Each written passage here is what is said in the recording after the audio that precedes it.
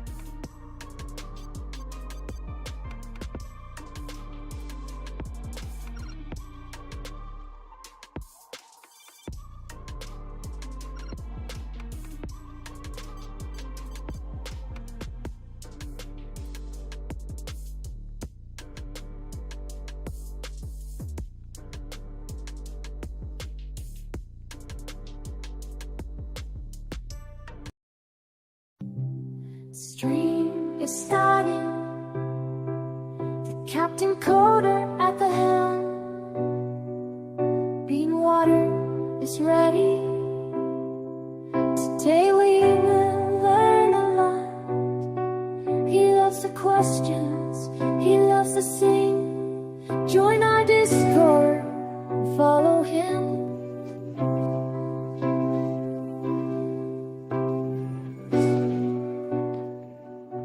Captain Coder here on this beautiful Saturday morning for me. Good morning, good afternoon, good evening to you, wherever you happen to be in the world. I hope you are having a beautiful day, folks. I hope it's been wonderful. One sec, I forgot to get this file open so I can see. Look, folks, I'm a little bit, you want to see behind the scenes a little bit? I have a little it's funny when I change monitors, the size changes.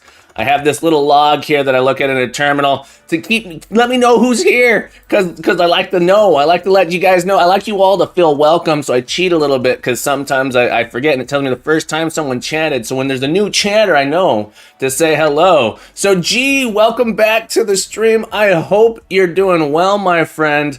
I've missed you. I hope your recovery's going well.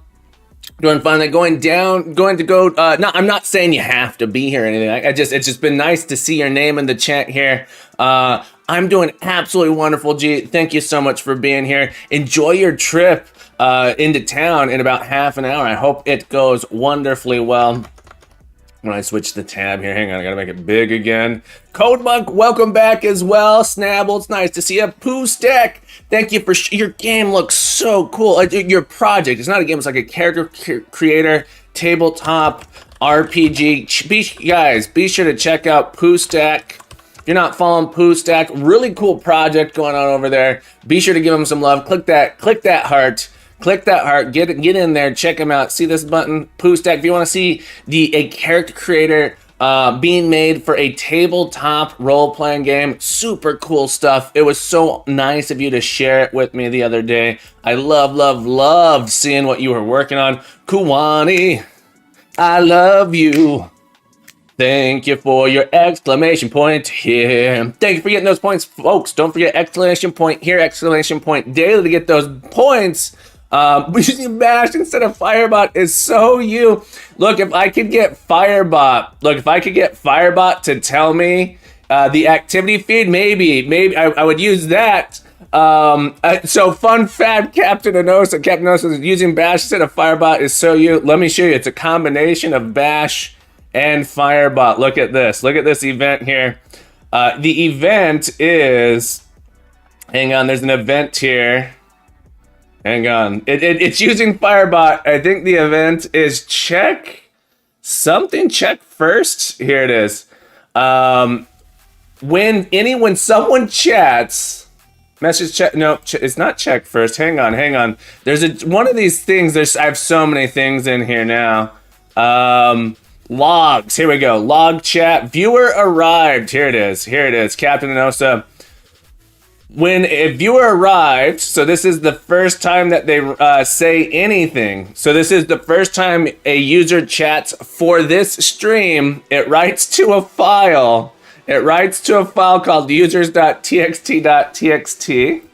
And I do use bash here. So the command I'm using is tail F. This means watch this file, and every time it changes, go ahead and add that line there. So it's not like I'm doing anything super intelligent here. In fact, there's probably something much more intelligent I could be doing. It's what we like to call a hack. A hack. We got it hacked in there. We got it working. But thank you for noticing, Captain Anosa. Good vibes, Ben, the developer. How you been doing, Good Vibe Develops? What have you been working on? Tell us about it. Mr. Natural, I'm glad to see you here. I love having you. Thank you for the hat redeem, Lil Nya. Let's get a hat in here. We're starting early with those hats. Starting early. Thank you for the hat redeem. Appreciate it. Let's hop back in here. I also want to welcome Connie GU12. Connie GU12. Thank you for being here. Pooh Stack, thank you for the hat. Let's get another hat here. I like alternating the colors so you guys can really see them as we put them on. Let's put a hat on here. Thank you for the hat. Biotest, welcome back to the stream. And on the odds is I prefer you with a hat on. Look, that's why they call me the Hatter. Good vibes, I'm developing a new simple game that's an old arcade game named Robotron 2084, and I made a model of the main character. Super cool. If you want to share anything about it, feel free to drop a link, post some images in the Discord if you like. Grumpy Game Dev, welcome back to the stream. We also got the Coding Chemist, the best name on Twitch, Coding Chemist. Making up that chemistry with code. Coding Chemist, I hope you're having a beautiful day. Thank you so much for being here with us on this beautiful day. Snabble, it's nice to see you, my friend. Yeah, welcome back to streaming Biotest. Good vibes. If you want to post a link right here on Twitch, you can. You can also post it if you want to post it on the Discord in the share section. Who hit the X? Draco X. Draco gave me an X and a check mark. That's cool. If you want to, there is a share section here too. If you want to post it on the Discord, scroll down to share projects, forums, or share anything you want. Feel free to share it. Thank you for the link. We'll check it out. Give me just a second here, folks. We also have, you guys are probably all on the Discord anyway. All the cool kids are on the Discord, and you're all super cool. You're all the cool kids. Red Mur, welcome back. Red Mur, how's your project coming along? Have you made any progress on your map, your campaign map explorer? Ooh, look at this model. Look at this model here. Look. Ben, good vibes. Thank you for sharing this with us. Very cool. This is cool. Do you make this in Blender? Is this like the main character you're gonna be using in your game? Is it animated or anything like that? Oh, I love it. I love this.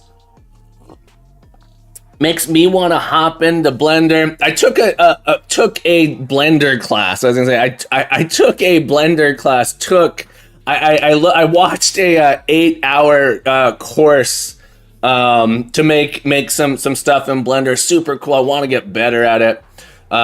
It's just the time. I never have time to do all the things I want to do. Time just keeps grinding away at you, working you down, melting you down. Anyone else feel like they don't have enough time? A class to make smoothies. Did you get 25 people chatting yet for affiliate? I don't need, Nia, I don't need it for affiliate. But no, we haven't managed to get 25 people chatting. It's the saddest thing. Sad is a strong word. It's the funniest thing. Here, let's check it out. See, I already qualified to apply for partner. I'm just not going to. It's the build the community one here. 23. I have never had more than 23 people chatting at the same time, but that's okay. Biotest says me 326 hours in Blender and learned all by myself. Very nice. Very nice. Biotest, you learned how to make all the music by yourself. Would you say time keeps on slipping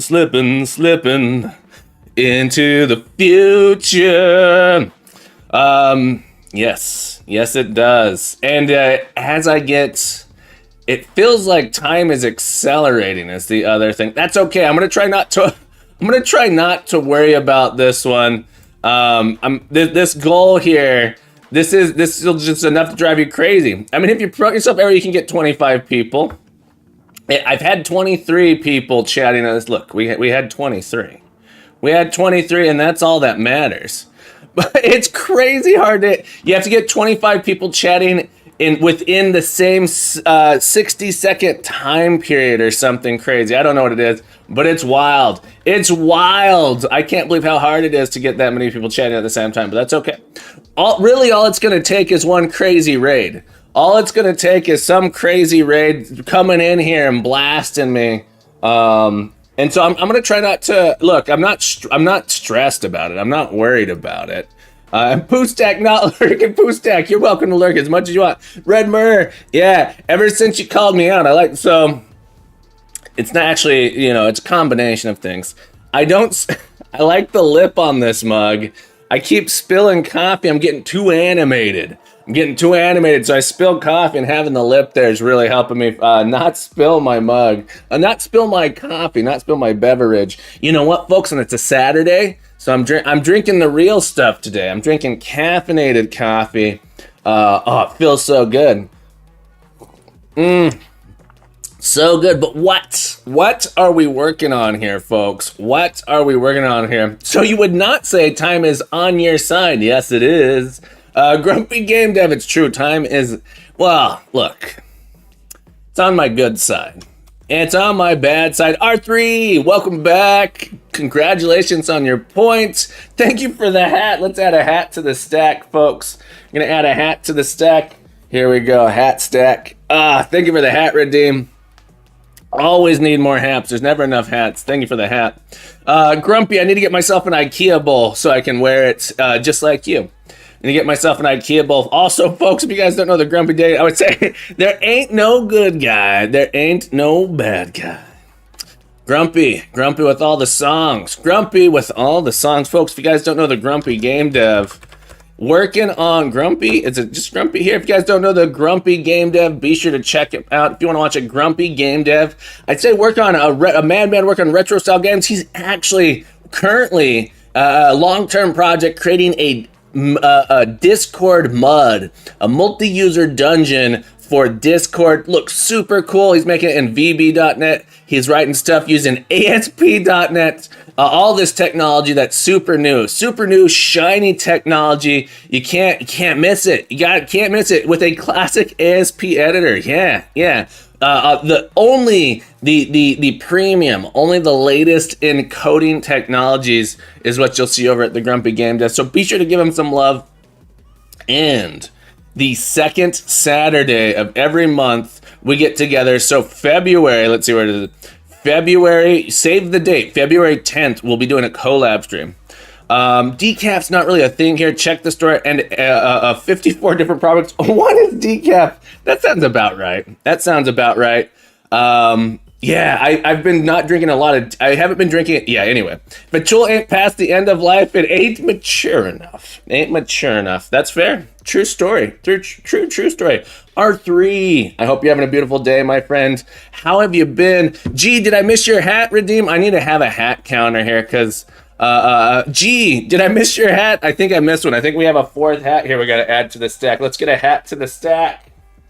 All right, I just got to keep a box of hats in this room now. There we go. Add a fedora on top. Thank you for the hat, Redeem. All right, here we go. I need to make it play a sound. Let's add a sound. Let's have a hat. Maybe we need something so that way I hear it. Sometimes I miss it. What can we do? What can we do for the hat sound? Or maybe have some. We need a T-shirt, Redeem. Just keep putting on sweaters like in Friends. Joy wears when Joy puts on all of Chandler's clothes. We need a shirt, Redeem. Joey wearing all the clothes. This one. We need one of these. We need one of these. Where I'm just keep adding shirts. Just keep adding shirts. I already get too hot in this room for this, and you guys just want me to die. That's what happens. Do you guys want me to die? Just keep putting shirts on, then you're like Tetris, Redeem, and then Captain becomes Captain Overheated, Captain Heatstroke, maybe. Is that what you guys really want? Need a shirt, Redeem. Could I be wearing any more clothes? That's right, Redmer. All right, what are we doing today? It's so wonderful having all you beautiful people with me. Today, we are continuing to work on our chess puzzle, single player chess puzzler. Maybe if I weren't going commando, that's right. Right, it's a classic show. I think a lot of people can relate to it. It's been a while since I watched that show. But we are working on our single player chess puzzler game. Inspired by solitaire chess, and I got to give a special shout out here to Captain Enosa. Captain Enosa, this project wouldn't be happening if it was not for you. Captain Enosa redeemed the board gamer game Solitaire Chess. We took a look at Solitaire Chess and it's going like, you know what? This is such a cool version of chess. We got to check it out. Captain Enosa also getting started on his streaming adventure. Be sure to give him some love. Working on getting that affiliate. Just needs a couple more follows, folks. Just a couple more follows. Give him a follow there. Try and get him up to 50 followers so he can get that affiliate. Okay. All right, so let's hop in.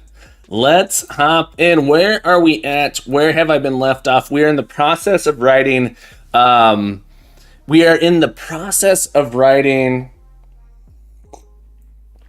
Tests for all the moves that a piece can make. So in this particular version of chess, the moves that can make are different than traditional chess. It's a single player game with only one color of chess piece. So there's only one color of chess pieces. Pieces can only make moves if they can capture a piece in that position. So it's a little bit different. So the number of spaces you can actually move into is much simplified. You don't have to worry about checks. You don't have to worry about checkmates. You don't have to worry about special pawn moves. Pawns can only move diagonal and forward. So let's take a look at the pawn move test here just to see the simplified version. In traditional chess, you have moves like castling on the king side, castling on the queen side. You have en passant, where if a pawn passes another pawn, it can be taken. You have where if a pawn, if it's its first move, can move 2 spaces forward. We don't have to worry about that. Simplified rules. If a pawn next to the other end, it doesn't change into something else. The first one we start with is a pawn cannot move backwards. So we have our pawn here in position 2B, and it has I just put 2 pieces behind it. It's not allowed to take those pieces. So the moves it can make from position 2B is empty. A pawn can move forward and to the right. So if there's a piece in the space just in front and to the right of it, it can move into that space. If a pawn has a piece in the front and to the left of it, can also move into that space. And then also, if there's a piece in either of those, you get 2 potential moves back. And then we want to make sure, hey, a pawn cannot move into any of the other spaces. So we give it a board that's super full of all these knights, and then 2 empty spaces in the 2 spots it should be able to move. It should move into if there's something there, and it can't move into those. So we've written tests like this for pawn, knights, kings, bishop, and I copied these over to the queen as well. So bishops here, queen, and now I was in the process of doing rook move tests. So we're gonna do rook move test next, and then we're gonna combine. The cool thing is the queen is just like a super piece that it combines rook moves and bishop moves. Mr. Aculus. Is it miraculous? What a cool name. What a cool spelling. Miraculous. I would like to thank you for following me. And now, Miraculous. Welcome to the stream, my friend. Miraculous. Thank you so much for the follow. Or if it's Mr. Aculus, let me know how you want me to pronounce it. Welcome aboard. Welcome to Captain Coders Academy. Happy to have you here. Folks, remember, backseat coding is not only welcome, it's encouraged. So if you got something you want to add, something you want to ask, just let me know and I'll think about it. This is how we learn and code and grow together as a crew. That bean water's good. That bean water's good. You know, some people say they can't taste the difference between caffeinated and decaf. I can. I swear I can taste the difference, that the caffeinated coffee tastes so good. Does anyone else feel like they can taste the difference between caffeinated and decaffeinated coffee? I absolutely believe that I can. I'm going to start by just copying in my bishop tests here. And I'm going to make all of my bishop tests. We're going to update these a little bit. We're going to make them rook cannot move diagonally. The coffee senses, yeah. What I could do, actually, let's comment this one out. What I could do is if I make this a rook here, rook can, let's make this rook move test. Rook move test cap. I want you to know the story behind I want to know the story behind Type Dramulks if you read this tag. Well, we can have that story. Hero Fox, welcome back to the stream. Thank you for the hat redeem. Thank you for the hat redeem. We'll add a hat to the stack here. Let's get a hat in here. Proton, thank you for the doy. I'm so glad you're here, Proton. How the heck is your project coming along? What have you been working on? Are you still working on Cart King? I feel like the last time I was there, it wasn't quite there. Folks, if you guys don't know, the incredible, the wonderful, the Proton, legendary Commodore 64 coding guru. I believe he's working on an Amiga project right now. He's a Windows form coder. Proton, how have you been? Thank you for being here. Always love having you. Miraculous says, hey, what a cool first impression. My name is a bit hard to pronounce in English speaker, so use which one's better for you. All right, I'm gonna call you Miraculous. I might change to Mr. Aculus, but probably Miraculous. Welcome aboard. So, Redmer says, I want to know the story behind Type Dramux if you read this tag. So, most days I have a tag that says Type X if you read this tag, and Dramux is the only person that seems to read it and actually type the number out. So usually it'll be like 42, 17, 29, some number. And Dram the other day said, it's always the same number. It's always the same number. So I decided to make it Type Dramux if you're reading this. We all know Dramux, very cool game he's making that I had the opportunity to see already. Very cool. Yeah, Dram's awesome. Dram is one of my one of the first people to I think he might actually be the first actual supporter of the stream. It's either Dramux or Corfless, I believe, are one of the first. Though they're absolutely two of the first people to support Captain Coder's Academy. Yeah, so Dramux, I think, is the first person to ever do a server boost on Discord, which is super cool. And then also he is, I think, one of the first people, if not the first person to subscribe on Discord. Which I just, I can't tell you I appreciate how much I appreciate that. Dramux, I know I don't think you're here, but if you're here, Dramux, I appreciate you. I love you, my friend. Okay. These should all be rooks. Rook cannot move diagonally. All right, so what I'm gonna do is I'm just gonna fill up this board here with all the spaces that the rook cannot actually move into. And that way, when we go to check, all right, when we go to check here, the moves that we can get should be 0. There should be no moves that on this particular board from this position. So moves, you give it a position and it tells you the moves that can be made here from that position. That's the idea here. Have I dropped dimensions without realizing it? I see tests. Smab, I decided. Look, Smab, how dare you? How dare you, Smab? How dare you? No, I kid. We are in the process of writing tests for our piece moves. I wish I could say I wrote all the tests first, but I got too excited making a small console. Let's see, is game still here? Console.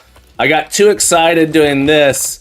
And so I'm in the process of adding in some tests now, but I will say I've discovered several bugs writing tests.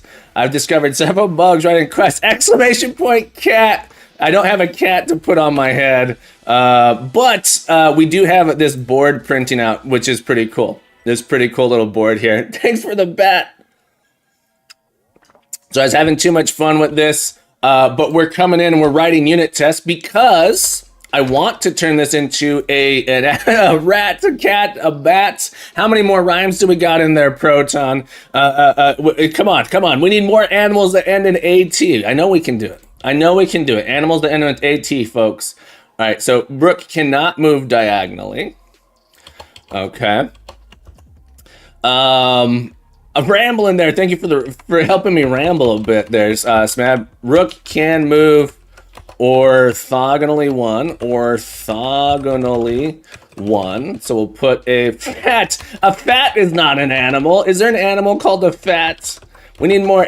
Or are you calling me fat? How dare you, Proton? How dare you, Proton? A meerkat. Ooh, that's a good one. A wombat, a rat, a bat, cat. We need more rhymes. We need more rhymes in here. We can do it. Let's make this a rook, by the way. We should have 4 moves. It should contain 3B, 3D, 4C, and 2C above and below. A bobcat. These are some good animals. Bobcats are super cool. Where I grew up, we had bobcat. We have, I'm assuming a lot of places have an area called foothills. So it's like the area before you get to the mountains where you can do hiking. When I was growing up, the place where I grew up, you'd see bobcats in the foothills. The bobcats are such cool animals. I think they're super cool. I I suppose they're kind of dangerous, but bobcats are small. Here, I want to look at a bobcat. It's gonna pull up like the construction equipment bobcat animal. Look at these guys; they are so cool. Catches birds mid-flight. Yeah, they jump up and catch them. These ones, I was never scared to see bobcats. These are so cool, and they're not huge either. They're not huge. They're so cool. They're not giant. Mountain lion is the one, if you saw, would always scare me. Mountain lions leave you alone though. Bobcats are super cool. Mountain lion. I've seen a few mountain lions while out hiking in the area I grew up. These guys are scary. Or are mountain lions just cougars? Oh man. Yeah, these guys, I've seen a few of these. They leave you alone for the most part. But when I was in Scouts, when I was in Boy Scouts growing up, we were all sitting around eating lunch. There's a group of us sitting around eating lunch, and this mountain lion just comes walking right in. We were on a hike, and this mountain lion just walking down the trail towards us. Must have been hungry, and it just sits down and starts looking at us. And basically, you're supposed to be loud, not necessarily aggressive, but loud. And so, like, that was a really scary thing. Must have been hungry, but there was enough of us. If I was by myself, I might have. I probably would have been okay. Anyway, love me some hikes. Give me a second here, folks. I gotta grab something. I'll be right back. Don't go anywhere.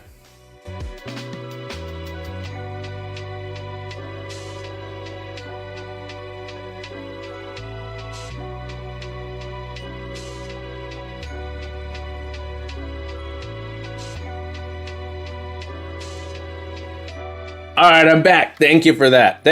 Yeah, lynx. I've heard them called lynx before. Here we go. Sorry for clearing my throat. I got a little bit of something in there.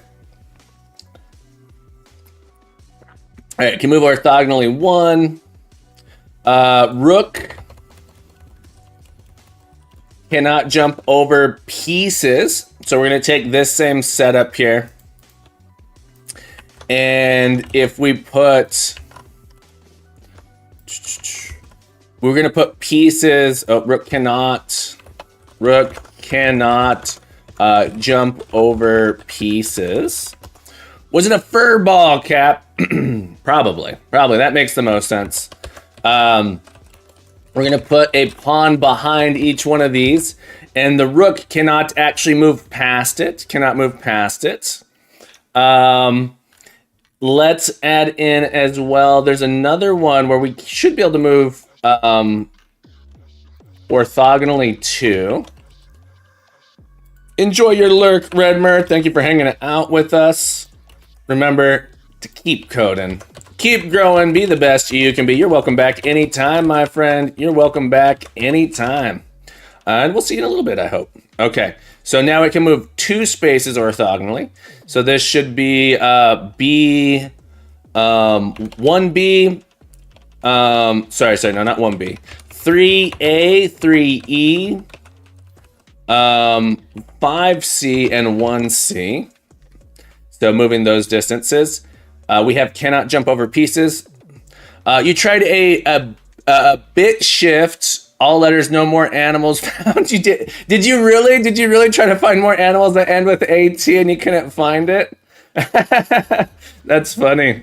I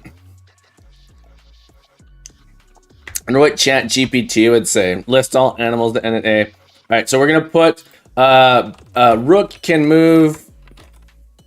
Rook can move orthogonally any distance. Orthogonally any distance. There are more animals. What about a polecat? I've never heard of a polecat, but I'll believe you. Muskrat's a good one. Too. See, we got many animals that end in AT. Here, let's ask ChatGPT real quick. Write a list of 100 animals that that end with AT. Let's see what it does. Here's a list. Here it goes. A wombat apparently is another name for a wombat. Look. Ocelot, nope, not. These ones don't count. These ones, a brown rat, look at it try. Look at it try. House cat, polecat, a pack rat, ocelot, a gnat, a flat coat. That one doesn't rhyme though. A flat coat, maybe. A tomcat, house cat, bobcat, polecat, pack rat. The ones with spaces in them don't count. That's okay. Thimbless bat. All right, sure thing. I did with translator for double meetings. Gotcha. Well, you went for it, and that's all that matters. All right, so from our rooks in the corners, they should have 2 that they can get all the way down. So 8A should have 2. It's able to move to positions 8H as well as 1A. Those are the positions it can do. Those are not at words. Yeah, that's what I was saying. The at words that it gave me were like, well, they're 2 words. It doesn't count. Doesn't count. BK, welcome back to the stream. Thank you for the here. Congratulations on your bonus points. I'm doing absolutely wonderful, BK. I hope you're doing wonderful as well. I saw you had published your project here. Folks, if you guys didn't see it last Saturday, BK came on, graced us with his incredible presence, his incredible project, which I believe, correct me if I'm wrong, you're done with for now. 9 stars. Can we get this to double digits, folks? Look, can we get this repository to double digits? So Kingdom is a project. Hang on, what's going on here? It's so big. I have to zoom out here. Where we can generate hexagonal maps, fantasy style maps. Super cool. Go check it out, folks. Go check it out. Give Kingdom Remastered. I hope that link, did I mess that up? Let's try again. Boom. Give Kingdom Remastered. Give it a star. There, look, BK. Double digits. Oh, you did it. Welcome to the double digit club. All right. Really cool project. Go check it out. Hexagon, Captain knows exactly. Hexagons are the bestagons. Absolutely. SCGP Gray once said. All right, so we have this here.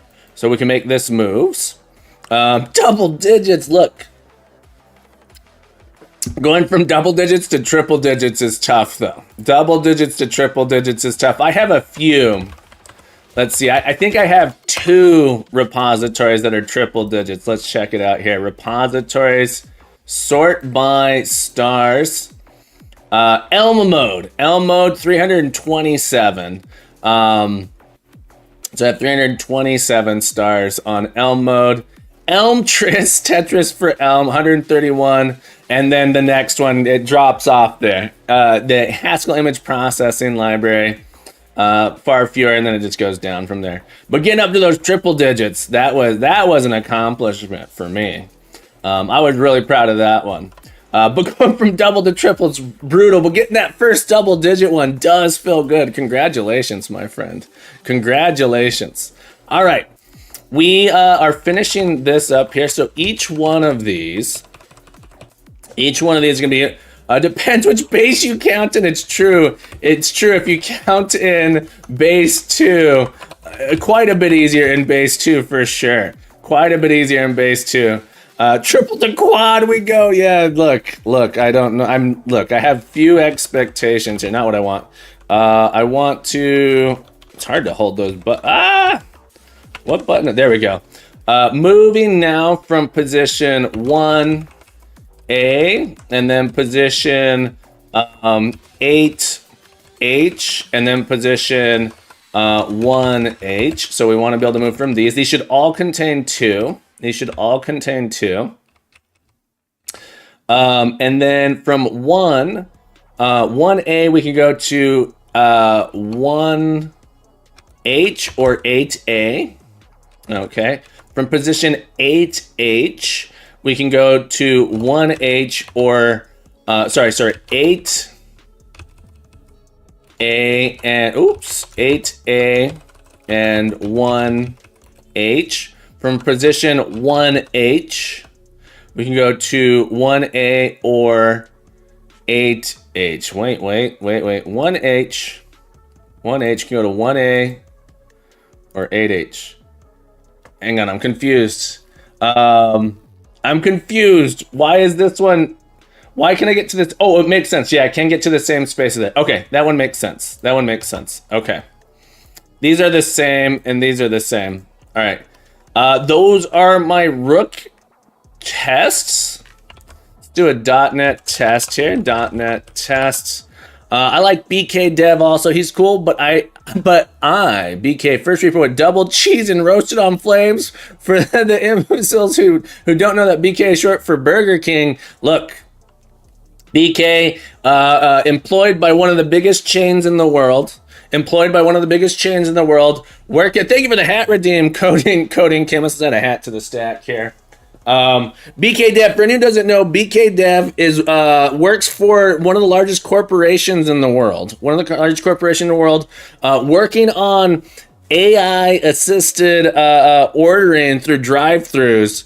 I'm just kidding, BK. But I did hear the craziest thing. I don't go out to drive-thrus very often. But the craziest thing. How many hats you got? 1, 2, 3, 4, 5, 6 hats. Thank you for the hat redeem, coding chemist. I appreciate it. The craziest thing. Have you guys heard this? And I have to look this up and verify it. I knew that McDonald's did this thing, so I have been through a McDonald's drive-thru in the last couple years. I don't go often. And in fact, I was like in a car with someone going through a drive-thru. McDonald's outsources their drive-thru orders to call centers outside of the United States. Can you believe that? That is something that is verified, I'm pretty sure. I thought that was pretty wild. Okay, so even crazier, some places, yeah, isn't that crazy, Coding Kiss? It's cheaper to have a whole call center. Here's the crazier one. There are some places where they're testing out ChatGPT or LLM, maybe not ChatGPT, but large language model drive-through bots that talk to you, take your order, and place it for you. So now they don't have to hire anyone. Now, isn't that wild? Here, we got to look it up. We're going to see if we can find it. Before, I don't want to unsubstantiated claims. I'm 90% sure it's true. LLM drive-through orders. Hang on. Wendy's test, here it is. Wendy's test an AI chatbot that takes your drive-through order. It's coming, folks. It's coming. This is wild. Wendy's tests an AI chatbot that takes your drive-through order. The fast food chain has partnered with Google to train an AI model that knows what Biggie Bags and JBC means.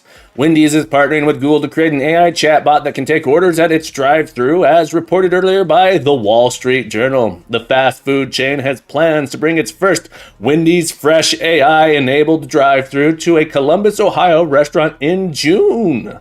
The chatbot will be able to take verbal orders from customers who line up at Wendy's drive-thru kiosks, all with the hope that it will help reduce long wait times. Wendy's worked with Google to build a tailored chatbot on top of the company's existing large language model, which it's bound to reveal updates about at its Google I/O events on Wednesday. This all goes along with Google's push into artificial intelligence, as its cloud unit sells the idea of companies commissioning their own models for different purposes built on their own data. Part of Google's work with Wendy's means ensuring the AI is brushed up on some of Wendy's lingo, such as knowing that a milkshake translates to a Frosty, and that a JBC is short for a Junior Bacon Cheeseburger. As soon as a chatbot takes a customer's order, it will appear on a screen for line cooks. A worker will then hand the completed meals to customers at the pickup window, just like any other order.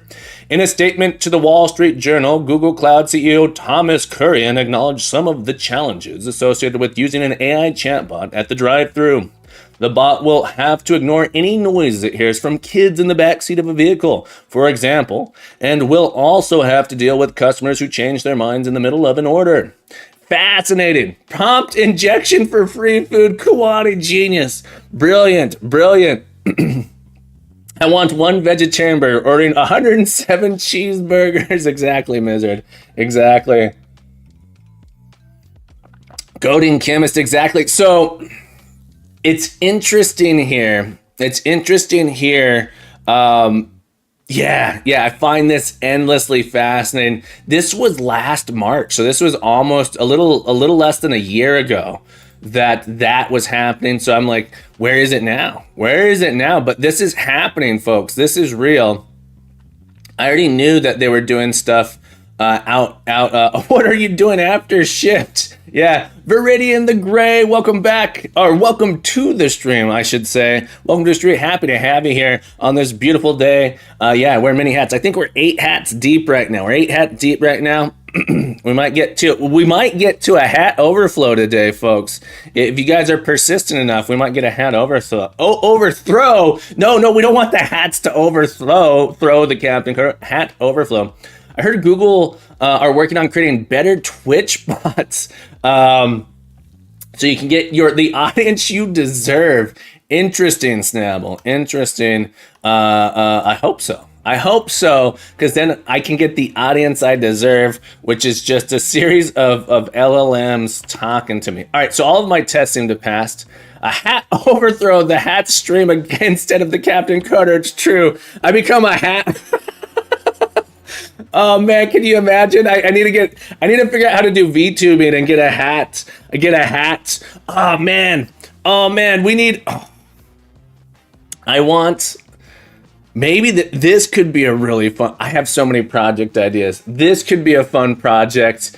Captain, an AI, a Captain LLM. It's a Captain Coder, 24-hour Captain Coder stream, but it's like powered by an LLM.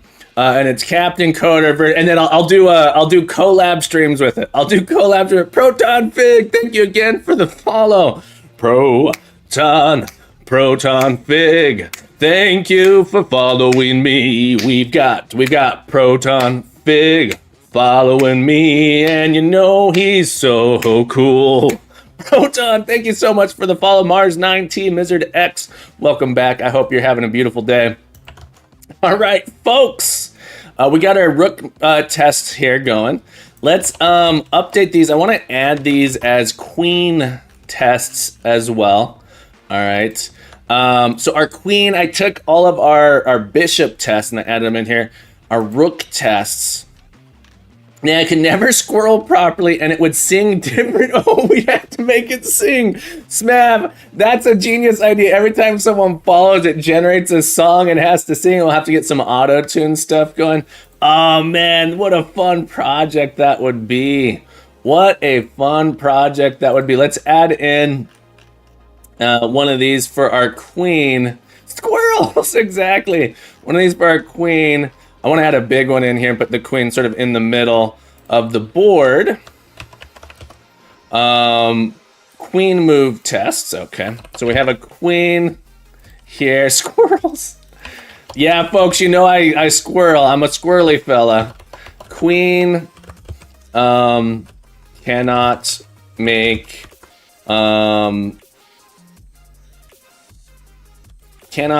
some kind of move, some moves. I forget exactly. I don't know exactly what I'll do here, but we're going to put a Queen here. And then we're going to put all the spaces the Queen cannot take on the board here. And then we should end up with no moves possible. So the Queen can take all of these spaces. So it's going to sort of bubble out here. Let's see. The Queen can take, can't take. So all of these spaces are going to fill up here. Like this. P, P, P, P, P, P, P, P, P, P, P. Adding on all the P's, folks. Queen can come down like that. This always looks so interesting to me. It feels like I'm building out. I guess technically it's like a line of sight detector. Where it's interesting. The queen can only, only go in these interesting directions. The movement pattern is so curious to me. For some reason, these look so cool. Does this look super cool to anyone else, or is it just me being a weirdo? All right, so these are the spaces the queen cannot take on the board. So the queen happens to be at position 5D. So we're gonna say moves 5D should have 0 moves. Queen cannot make some moves. Missed A3. Thank you. Thank you, Mars. Appreciate it. Mars points. Add Mars for correcting me correctly. 50 points. Thank you so much for pointing that out to me. All right. Yeah, so here we go. Queen. The next one would be queen cannot jump over pieces. All right, so it's going to be queen cannot jump over pieces. So we're going to fill up all the spots around the queen here. And just fill in the board. Queen's such an interesting piece. Does anyone else? The queen is interesting. We need like the knight queen. The knight queen can move like a queen, but also like a knight. It's the super piece. All right, so the queen can still, I don't know why this board would be set up this way. And yes, hang on, we're gonna add this to our dictionary. PPPQPPPP is definitely a word. Let's add that to our dictionary. Perfect. All right. We didn't meet for long, and you already went crazy. The raccoon. Look. I was just born this way. Misery, it already can't occupy same square as another, so that doesn't test if it can jump over. So this is testing that it should only have 8 potential. So what we want to do, I should have inverted here. It should only have 8 potential moves. So it should only be testing that it can move into the adjacent spots here. So that doesn't test if it can jump over other pieces. So the possible moves it should take should be 8. So keep in mind, Mizzard, that the rules in this version of chess are a little bit different. You can only make a move if you can take a piece. You cannot move into empty cells. Yeah, so we can't actually move into empty cells here. So this I don't know if that was what you were getting at. But we can only, so this should return just the spaces that are right next to the queen. GD script made me crazy. What made me crazy? GD script. Matter of fact, good though. It happens. Programming can make anyone. It can make the best of the best programming that can make you go nuts. Because there's a chess variant on Chess.com that has pieces like queen knights. It's on a really large board too. One of my favorite versions of chess. My students love this one. Kung Fu Chess. Kung Fu Chess. Check this out. KF Chess. All right. In Kung Fu Chess, you can move your pieces as fast as you want. Every piece has a cooldown, and all you got to do is if you take the other player's king, you win. So let's play here. I'm ready. Let's go with novice here. All right, you can just move your pieces as fast as you want, but this cooldown here, you don't have to wait for the other player to move. You just move your pieces, and your goal is to take the king. Take the king there. If you can get the king, you win. So, but your pieces are on a move cooldown. So if I move my here we go. We're gonna get him. We gonna get him. That king's gonna move out of the way here in a second. Boom. Don't do it. Hiya. I love that. All right. We're lying in wait. Oh, come on. Let me get the king. Boom. Gotcha. I keep reading it as Godot. It's Godot. I know. I read it as Godot for a long time as well. So Kung Fu Chess is super cool, and it's a real-time chess game. You don't have to take turns back and forth. You just play. Go check out Kung Fu Chess. Really cool stuff. KF Chess. Kung Fu Chess. I love it. We could do a versus. Maybe we have to do a Kung Fu chess tournament. Puzzle chess, solitaire chess, 4. Yeah, so this is very similar probably to this. More options, rejected. So the goal here, let's see, is to take all of the pieces. Yeah, this is exactly what, I think this has the exact same rules done.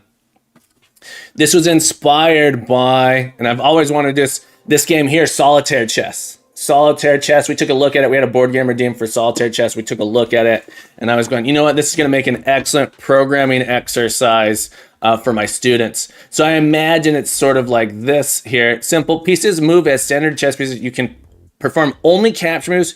You are allowed to capture the king. The goal is to end up with a single piece on it. This is exactly what we're doing. Yeah, this is exactly what we're doing. Raccoon, did I miss something? The captain. BK says, playing Minecraft, watching Captain, sipping on tea. What more can one ask for? I didn't even see the ad. There's a lot of obnoxious ads, though. Look, I've learned to just tune them out. Queen cannot jump over pieces. We kind of chessed it here, actually. I'm going to do that up here. Queen cannot jump over pieces. P. Here we go. P. So I already started this one here. It was flashing back for trying to sell you flights. Look. Oh, bionic toothpick. I love it. I think we might need to have a chess tournament. We might have to have a chess tournament with it. That would be fun. All right, so 3B, 3E. No. 3B, 3D. And then this is column C. So this should be 4C above and 2C is below. Okay, I think this queen cannot jump over. My next game up to model is Scrabble Dice, which I have my cover. I haven't played Scrabble Dice. How different is it from Q-less? I want to take a look here. Scrabble Dice. Okay, 1 player, so it's solitaire. As a cross between Scrabble and Yahtzee. Ooh, the game has 7 dice, 16 in some other versions, with letters and blanks or square symbols for wild characters. Carefully place your letter dice to make high-scoring words in 1 minute turn. The game, calm down, Hero Fox. We love us a good word game. We love us a good word game. How dare?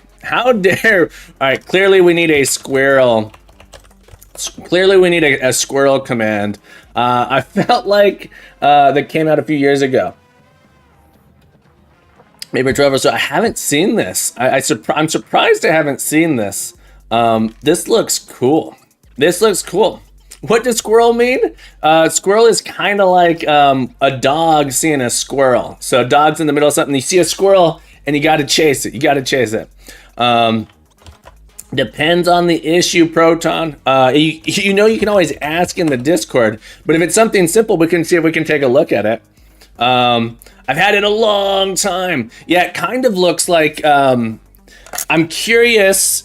I'm sure the rules are different than Q-less. Q-less is the dice game that I really like. It's kind of like Scrabble. You roll the dice and you have to get all the words. You have to make a grid with just those letters. Every letter has to be used, making up some words. Not making up words, but composed of real words. All right, so this checks that our queen cannot get pieces by jumping over others. So there should be exactly 8 moves here. Cannot take those squares. We have can move diagonally 1, can move diagonally 2. Let's go into our rook test. Can move orthogonally 2 and can move orthogonally 1. I'm going to still these. Okay. Like this. Did you say Boggle? I do. I haven't written Boggle. Boggle's a fun one. I've seen Smab's version of Boggle. All right, so queen changes to a queen here, like that. So queen can move orthogonally 1, orthogonally 2. And then the last one I want to do is queen can move in all directions. Let's combine this. Queen can move all. There's 2. So we're gonna put this up here like this. Okay, and so we should end up with 8 moves. 8 moves like this. I'm gonna still the moves that are in this one.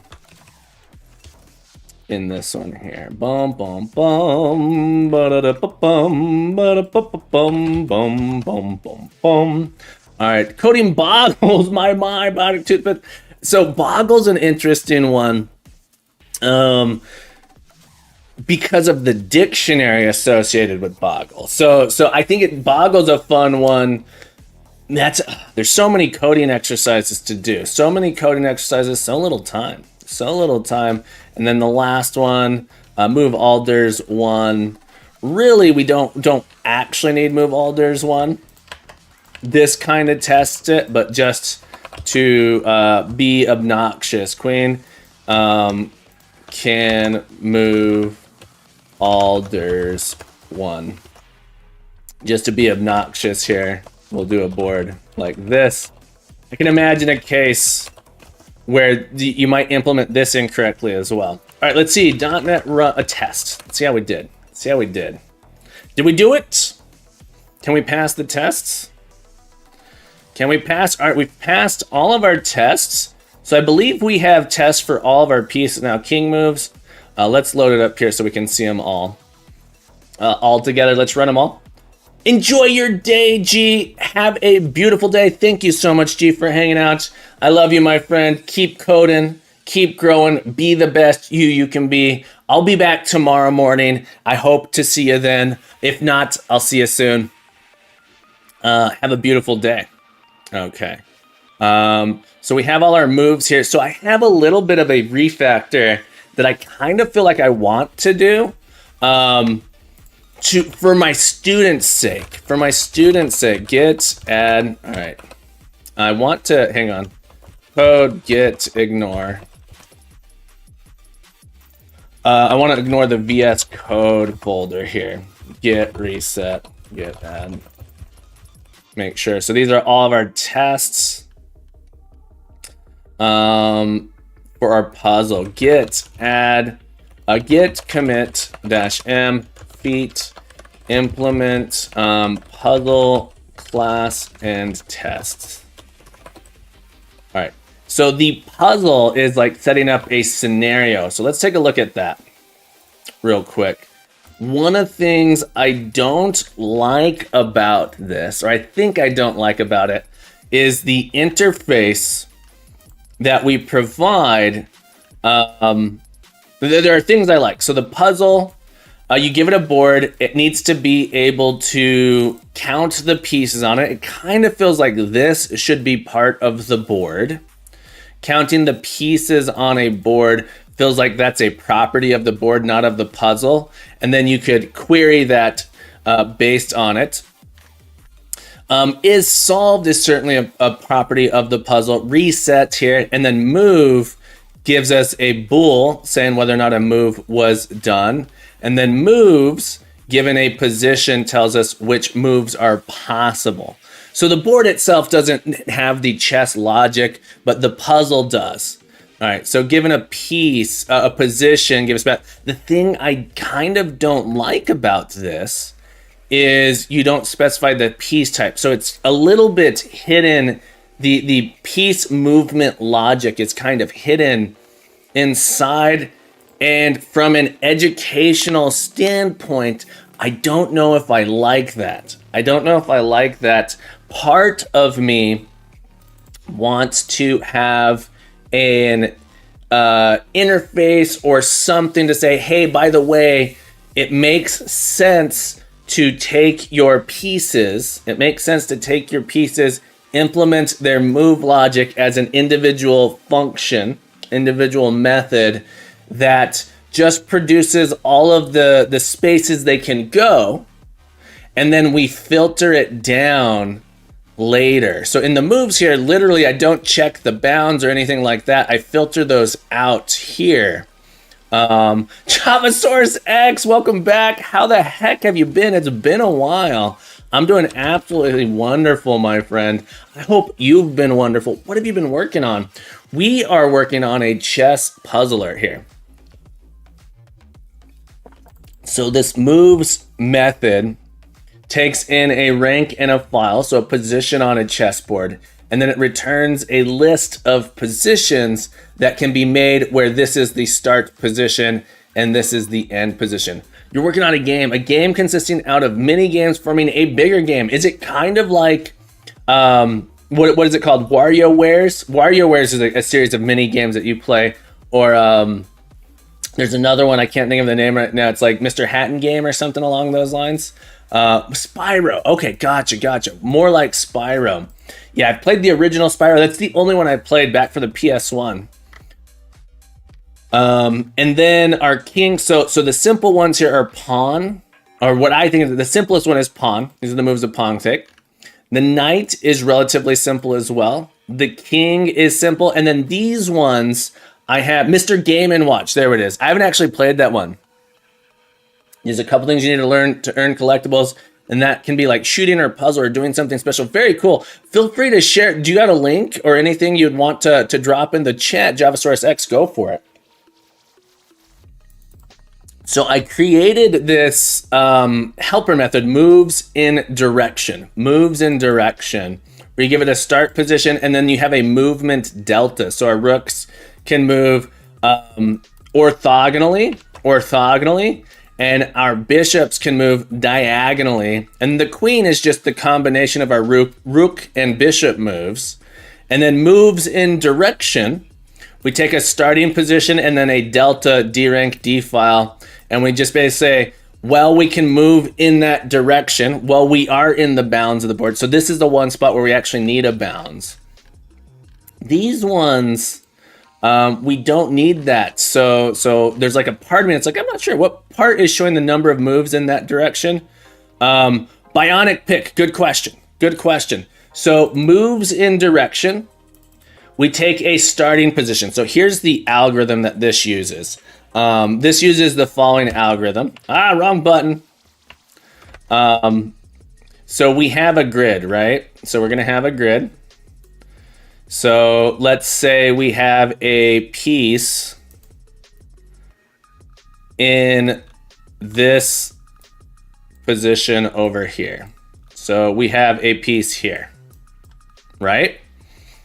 The delta rank and delta file here. So file is left and right. So let's say we have delta, we have 0 for our delta rank and we have 1 for our delta file.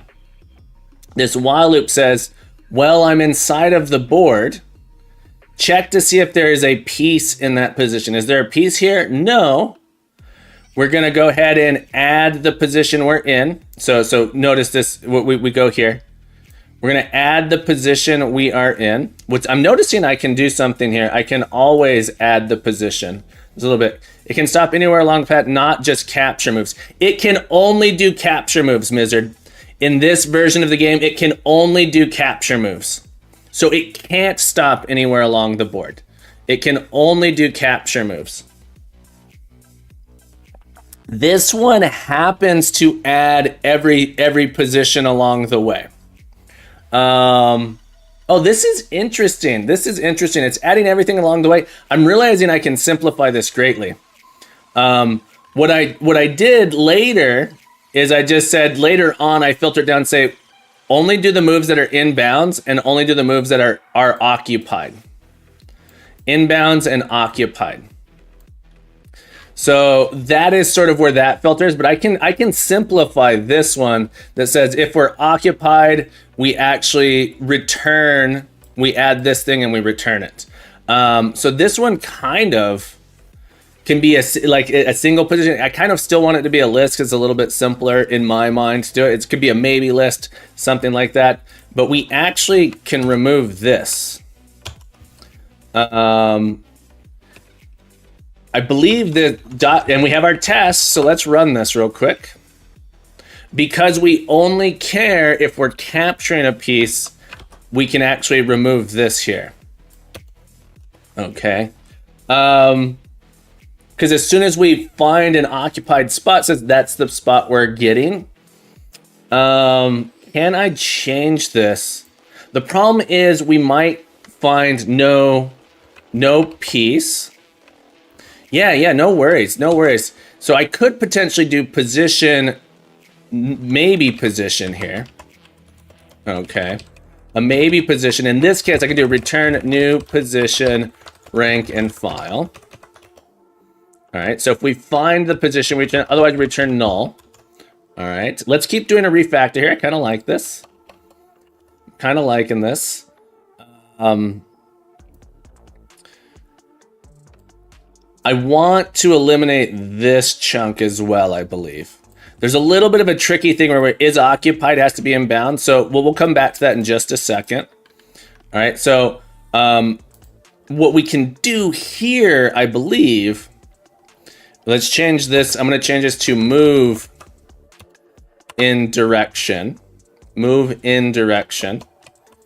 And what I'm going to do is, this is kind of giving us some maybes. We can filter these out here. Fix It 42, how you been? Welcome back to the stream. Captain wears mini hats. Captain wears mini hats. People keep redeeming them for 1,000 points. For 1,000 points, you can add a hat to the stack. And so people trying to get a hat overflow here. People trying to get a hat overflow. So we're 8 hats deep. Proton, thank you for the hat redeem. Let's add a hat to the top of this stack. Here it is. Here it is. Hat on the stack. Thank you for the hat redeem. The stack resets after the break. M Gamer, welcome back to the stream. Woody, it's nice to see you as well, my friend. Thank you for the hat redeem. Let's add a hat to the stack.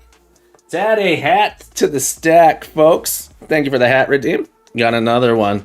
My next hat's on the floor, so I'm gonna have to reach down and bend over to pick that up if we get another one.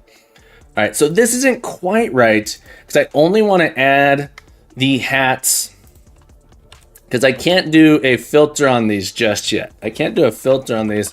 I could. Because it needs to return exactly. How many hats left until the sack? There's quite. Oh, I have a big box here. There's still quite a many. I'm having an absolutely wonderful game, M Gamer. I hope you're having a wonderful day as well. Aries, nice to see you. Happy Saturday. I hope you're doing well. I hope you are doing well. So now we're into this issue here where this is returning a maybe. It could be returning null. I'm surprised this isn't complaining about it. What are you building? Great question. Great question. We are working on, let me give you the what. We are working on a single player chess puzzle game inspired by solitaire chess. And my plan is to turn it into a programming exercise. So we're in the middle of a refactor here. I noticed there's a little bit of a something I could do here to simplify the code, but it actually seems to be making it more complex. So I might actually go back. To our previous implementation here, where if we make it down here, we actually return an empty list, and then here we actually are going to return. Well, let's change this to a list of position again here. Here we're actually going to return a list that has a single position with our rank and file in it. Like that. Mizard, that's, yeah, exactly. If I want to filter, it's a little bit awkward. This kind of makes things a little bit easier. If I did IEnumerable, it's actually much nicer, but I'm trying to use things my students currently have in their repertoire. So really these should all be IEnumerables. And I could do it this way, and I believe we'll end up in the same, let's test it. This is why we have the unit tests. IEnumerable here, and then at the end of the day, it just turns it into a list.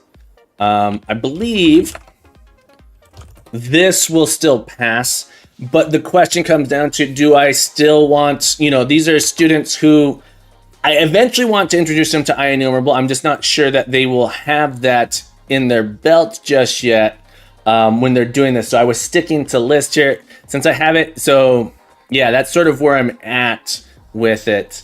It's interesting as you teach things. The order you introduce things is kind of important. It says, well, IEnumerable is really confusing if you haven't used lists a bunch yet. So after you've used list and said, okay, well, here's the pain points of list. Oh, IEnumerable solves this problem. So this might be a good time to introduce it. Smab, we will talk about linkage, just matters when we're going to introduce it. Bardaki, welcome to the stream. Order by importance of learning, yeah. It solves the problem that I was having right here. I solved a problem I had right here where Smab, you are correct. This is, part of me is writing this as a prototype. I don't think my students would do it this way. And so part of me is like, okay, where are the refactoring exercises where I have my students write a function where they do these filters and say, okay, well, and by the way, we can actually replace this with a where. IEnumerable, I believe, makes our code, one of the biggest things it solves is making code more readable. In some cases, it's easy to make it less readable as well. So the idea here with an IEnumerable is I don't care what the underlying type is. That's the important part about IEnumerable. And my students, it turns out that's like kind of a hard thing to understand, is like, why do I not care? So it's important to understand list is shorter. All right, Snabble, thank you for the snark. Proton says, I have a 3D scenario with a pyramid on it at Z level 0. Then I have a fixed point somewhere in the coordinates that's a bit higher. Let me pull this question out. Oh, we got a squirrel of a question here. Proton, thank you for the question. I have a 3D scenario with a pyramid on it at Z level 0. Then I have a fixed point somewhere in the coordinate a bit higher Z level than the top of the pyramid. I need to find out XY coordinate for a point where a line drawn from the fixed point through the pyramid top to the Z level 0. How should I calculate the XY for the point where the line hits 0? And this should be able to do without it. I could get it using Brescianim algorithm, but it takes so many iterations. I have no idea. Look, the question is I feel like I'm missing a lot of context. The question I think comes down to is like, what are you trying to solve? What is the context for this thing? To me, I have been burnt by laziness with IEnumerable so many times. I tend to always go to array before iterating if I get one. My mind is so focused on what I'm doing right now, Proton, that I really cannot. My brain just it's like glazing over reading this. JavaSource X, do you got a solution to this? Feel free to post it on the Discord. It's more generalized, Snabble. So I think it's more generalized. So the question is, does it matter? And Smab, a lot of this was just me. It doesn't. It kind of doesn't matter here. Bionic Toothpick, thank you so much for that point. Add Bionic Toothpick, 500 points. Thank you for reading the comments. The type matters, but based on the use case, do you want to access things in a list or just enumerate them in this method? Yeah, so The IEnumerable, from what I understand, notice in my list here, I keep, I think there are conversions happening under the hood that I don't know that we care about. Yeah.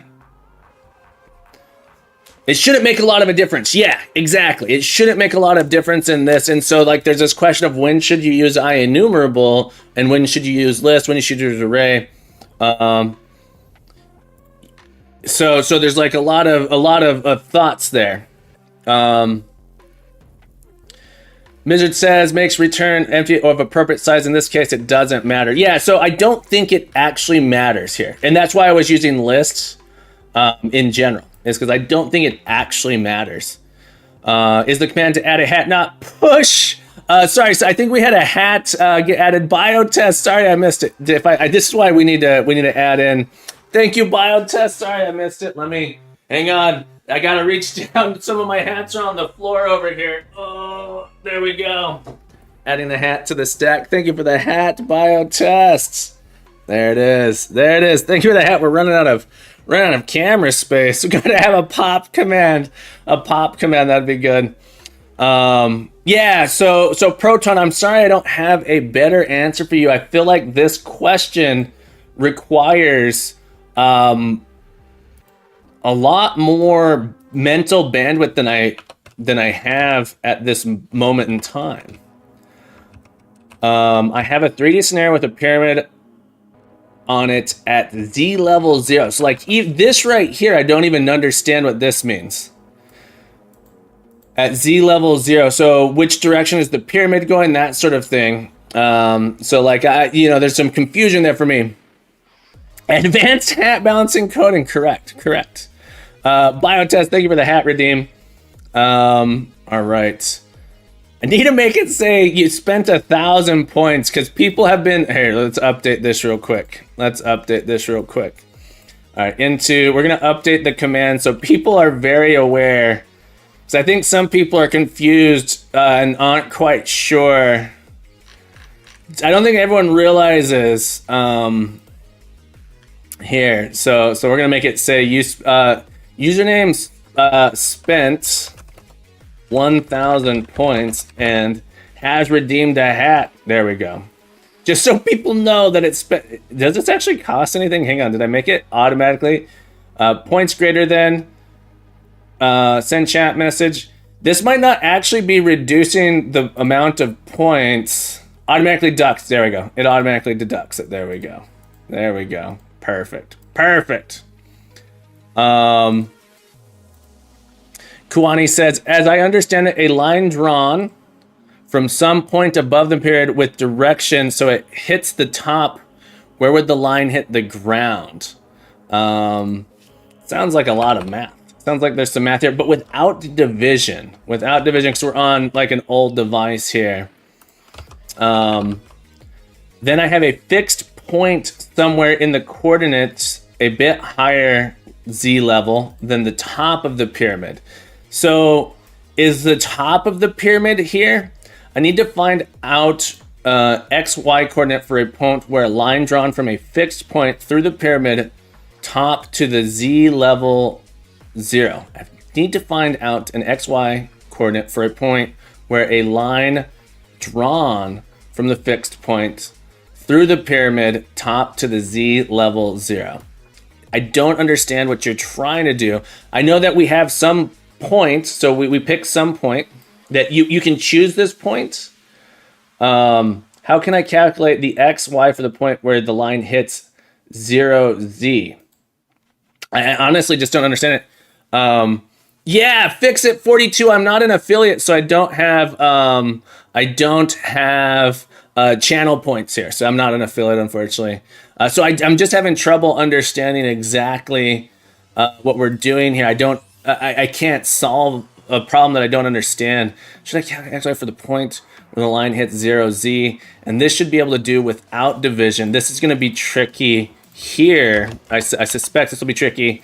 Although a lot of times you can do tricks with multiplication that do kind of like division. I could get it using Bresham algorithm. I'm not even familiar with this one here. either. I have a fixed point somewhere in the coordinates a bit higher than the z level. Proton, this feels... Can you post this in the Ask for Help section of Discord? I think we need more information. I don't think I'm going to be able to solve this on stream. It would be helpful if you're able to write up a little bit more and post it in the Ask for Help Discord here. That would be appreciated. That'd be appreciated so I can look at it later. All right, and I just need more, and that way we can have sort of a back and forth dialogue. Doesn't have to be synchronous. It can be a little bit asynchronous there. Okay, so in our puzzle here, .NET test, I think we're fine. I think this is fine. We did happen to do a little bit of refactor. So what I was saying for this problem, specifically for my students, I think going from just having this method as the interface that they have to implement, and then they need to derive these methods all on their own, is kind of tricky. I think would be really tricky for them. And so part of me feels it might make sense, and maybe I just give them the pawn here. These ones are, again, trickier to solve as well. But if I give them something that you could easily do with it too. Something you could easily do is like, well, I know my board is at most this big. I could generate a bunch of stuff here. And at the end of the day, we just filter out if it's in bounds and is occupied. And it shouldn't be too much. That would be, in my mind, the very simplistic way to do it. Anyway, I'm getting ahead of myself here a little bit. Let's take a look here. What did I change? I did make this change. I actually like this change. Oh, I wanted to see if I could get rid of this. I want to do a do while. As soon as we hit something here. I don't like that I need this here and here. And it feels like I can get rid of it, but I'm not really sure because I have to move once before I do. I guess I could.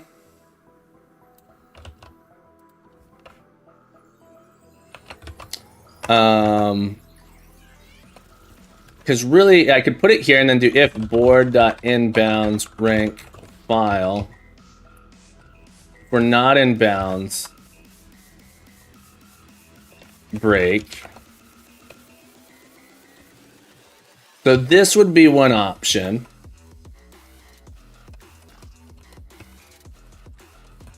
And this just is really return the empty list here.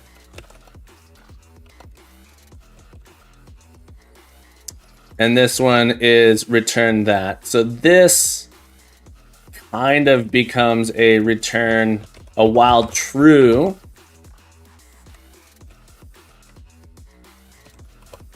I don't know if I actually like this better.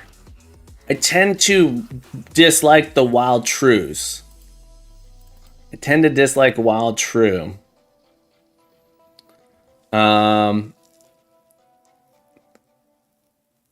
Mizzard, I hate that even more. I know we can do this. It's kind of silly.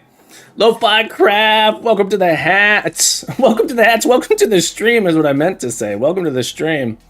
Point of view, your put hat on method was accidentally recursive. Yeah. .NET test. I think this will still work. We have our test, so we can make sure we didn't lose confidence. All right, we have confidence that this works. I prefer well true to for like this. Does is occupied return false for out of bounds positions? Is occupied throws an exception if you're out of bounds. So that's the thing. So is occupied throws an exception, and that's why we need the bounds check. Yeah, so position result equals null. Well, result is not equal to null.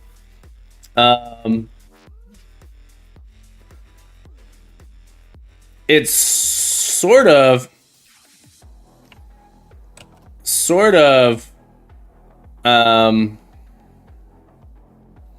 you're saying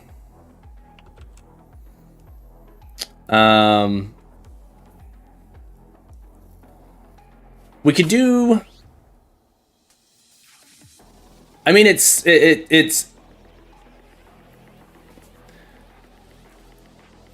yeah, Proton, I'm not going to answer it on stream. If you want to, you can post it on the Discord. Tuber says it's honestly the same thing, but you get to pretend you didn't do it. I know, Tuber Tugger. So really, this is a you know, part of me wants to say do. Wow, true. Really, this is really what I'm doing. I'm saying, well, we're gonna do this thing at least once. Can I make it so that this, you know, really this is, you know, make sure we do this thing and then we repeat it. We could do it recursively. And then we don't have to write a while true. Just put a max try counter. That's true. We could put a max try counter. Yeah, so part of me is saying like int max distance here instead, and then we don't have, then we like kind of don't need the board. I think this is fine. I think this is totally fine. We're just do a wild true here. I just tend to tell my students don't use wild trues. You know, it tends to be a thing. Really, a link enumerable might be a good way to go. It will loop infinitely if they're both 0. That's very true. So we could do a debug.assert drank plus drank greater than 0. So there's like a little bit of a thing here. drank plus dfile greater than 0. Math dot absolute. There we go. So one of them has to be a value. This still doesn't quite do it right. Yeah. That's exactly the case I was thinking of. It needs to move.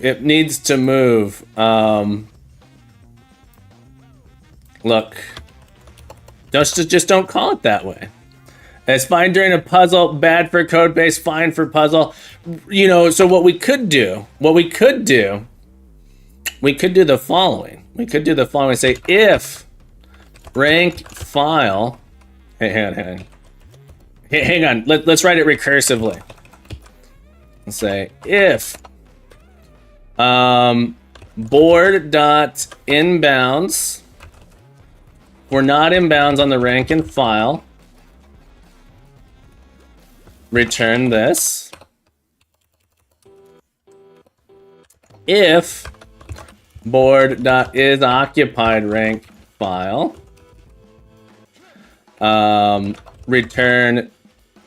Return new position rank file. All right. Otherwise, return move in dir rank file d rank d file. There we go. Now it'll crash. There we go. Now it'll crash. Now it'll crash with a Stack Overflow. .NET test. C# doesn't do tail recursive optimization. Tail call recursion. I've heard of both of those, Tuber, but I have not used either. Yeah, I haven't used either of them. I've heard of both. I've seen Dart. I don't know if I've actually seen Flutter. I've seen some Dart code. I found an open source project I want to work on, but it's in Dart. I'm questioning if learning a language is worth it. In my mind, a language is just a conduit for producing a software. So I'm a big fan of learning new languages. That said, you gotta learn whether or not that language is worth learning. Like, is that language going to be painful or not? But yeah, we want to say if drank is not equal to 0 or defile. I just noticed that is like defiler. Is this the correct assertion? Debug dot assert. We have to assert that one of them is not equal to 0. At least one of them. All right, and then we can go back to our while true, like that. So this will make sure that we don't end up in the infinite recursion. It's just an image, It's true. It's just an image, an illusionary image. .NET test. All right. I think I'm okay with this.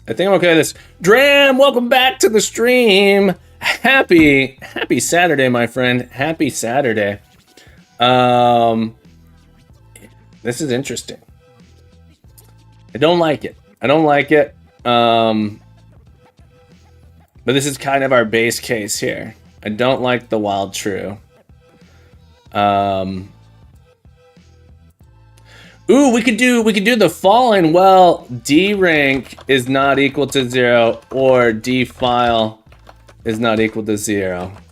What do you guys think about that? What do you think about that one? Oh. What do you think about that? Maybe less stinky. What do we think about that? I like this. Well, our drank and defile, we're moving. We can loop. Solved it. This makes me happy. I think. Unless someone sees something particularly stinky about it, I like this. Okay. That said, let's do a commit. This is a refactor. Refactor puzzle dot. What method do we move ender? Moves ender. All right. Happy Captain is always good. It's true. I'm always good. Tuber, thank you for the whoa. All right, folks, we've been going for a little bit over 90 minutes here. We're going to take a quick break. I'm going to top off. I have a little bit of bean water left in here. I'm going to top off my bean water. I'm going to drink the rest of this here. We're gonna clear the stack. We're going to clear the hat stack. Forgot how to spend my points. We're going to clear my hat stack. When we come back, we're going to get some stretches in. We just finished implementing, I believe this is the whole logic for the puzzle. We're going to start writing a console version of this. Hopefully, I don't think that's going to take too long to do.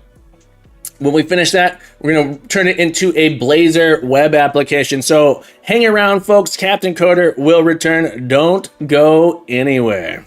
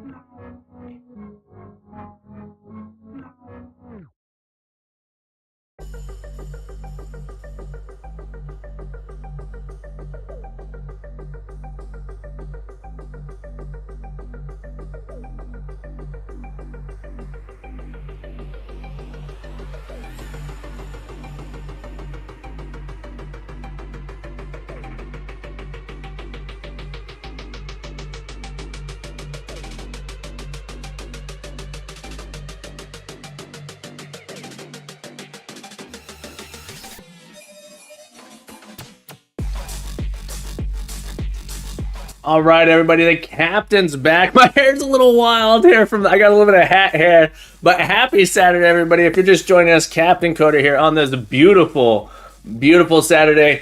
We got to get up. We got to stretch. We got to get our bodies moving every hour. You in the back. Pay attention. Every 90 minutes, 2 hours tops. Get up, get that blood flowing, get that body moving. No. Got to get some stuff. And if you got some questions for me, exclamation point Q to add them into the queue there. Let me get that open here so I don't forget. But we'll answer some questions after this here. Where'd it go? Hang on. I can do it. Do you believe in me? You got to believe in me. Because I see a couple questions here in the chat. Let me exclamation point Q to get them in. BK, thank you for the hat redeem. We'll get the hat stack going again. Thank you for the hat. Oh, this hat's a little loose. This hat's gonna fall off. I need a strong base hat. I need a strong base hat that grips nicely. Never float enough. Help me, Captain. Or tuber tugger. Get up. We're gonna get that blood flowing. I'm gonna get your blood pumping. We're gonna get that blood pumping. Hang on. I gotta find a thing on my desktop here. There it is. Okay. Let's get this file open. There we go. There we go. Yeah. Exclamation point Q. You want to get your questions in. All right, tactical hat. Yeah, so I have a big fat head, so some of my hats are super wide there.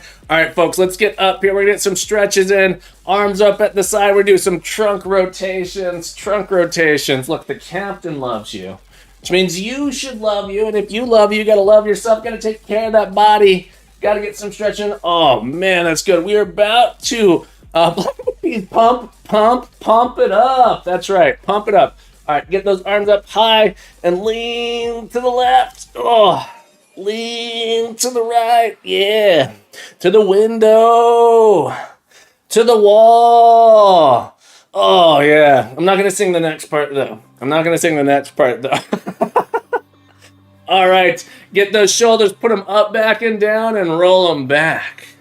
2, 3, 4. Add the elbows.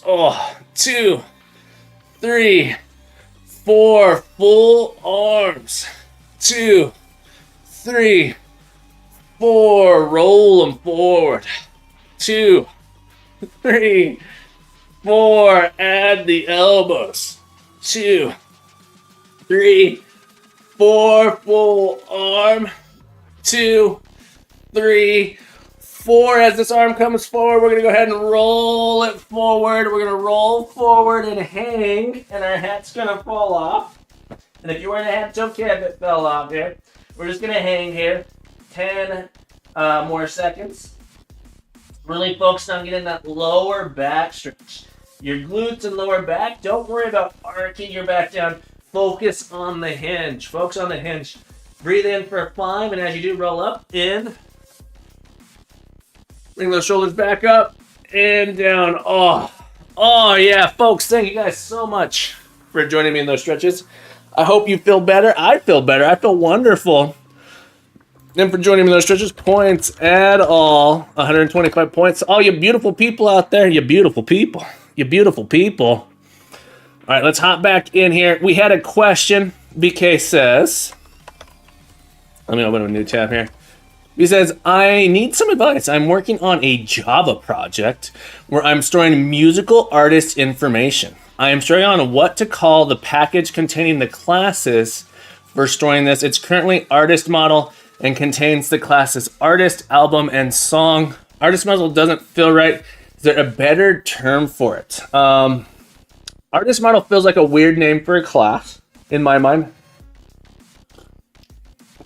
To call the package containing class. So you have 3 classes artists. So so you have like a Java, you have something like com.bkdev.awesome.artist model. Is that what you're saying when you're referring to package? Is that what you mean?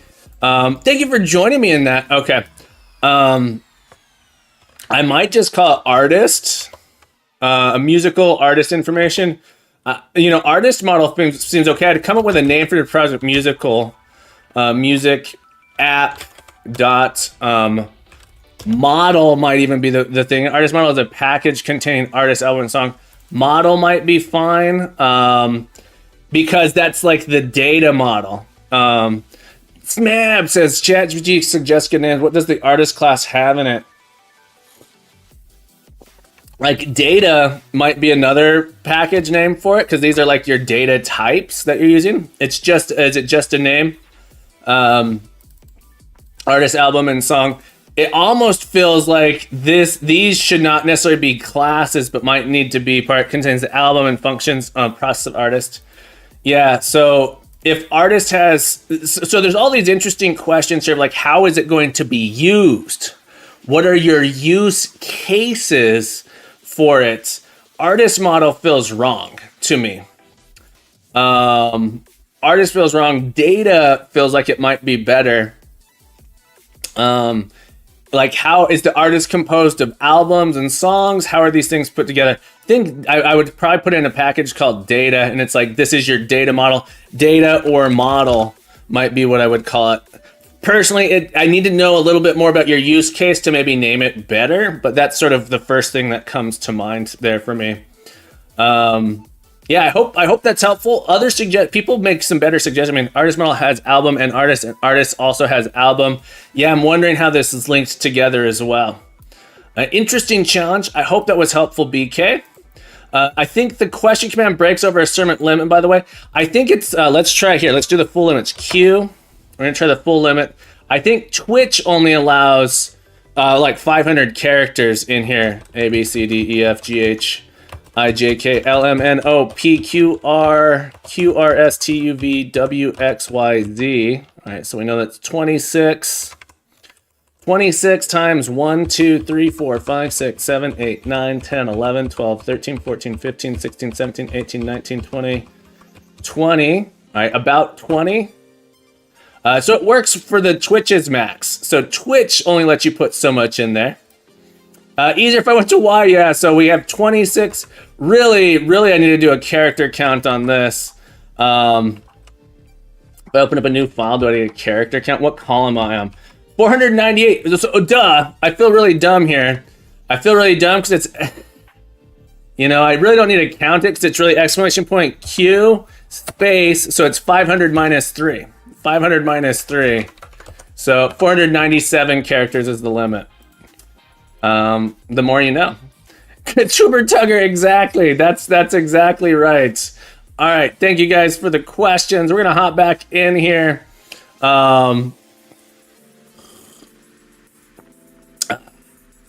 Captain is a secret genius? Question mark. Question mark. Captain is a secret genius. That sounds like more like a statement than a question.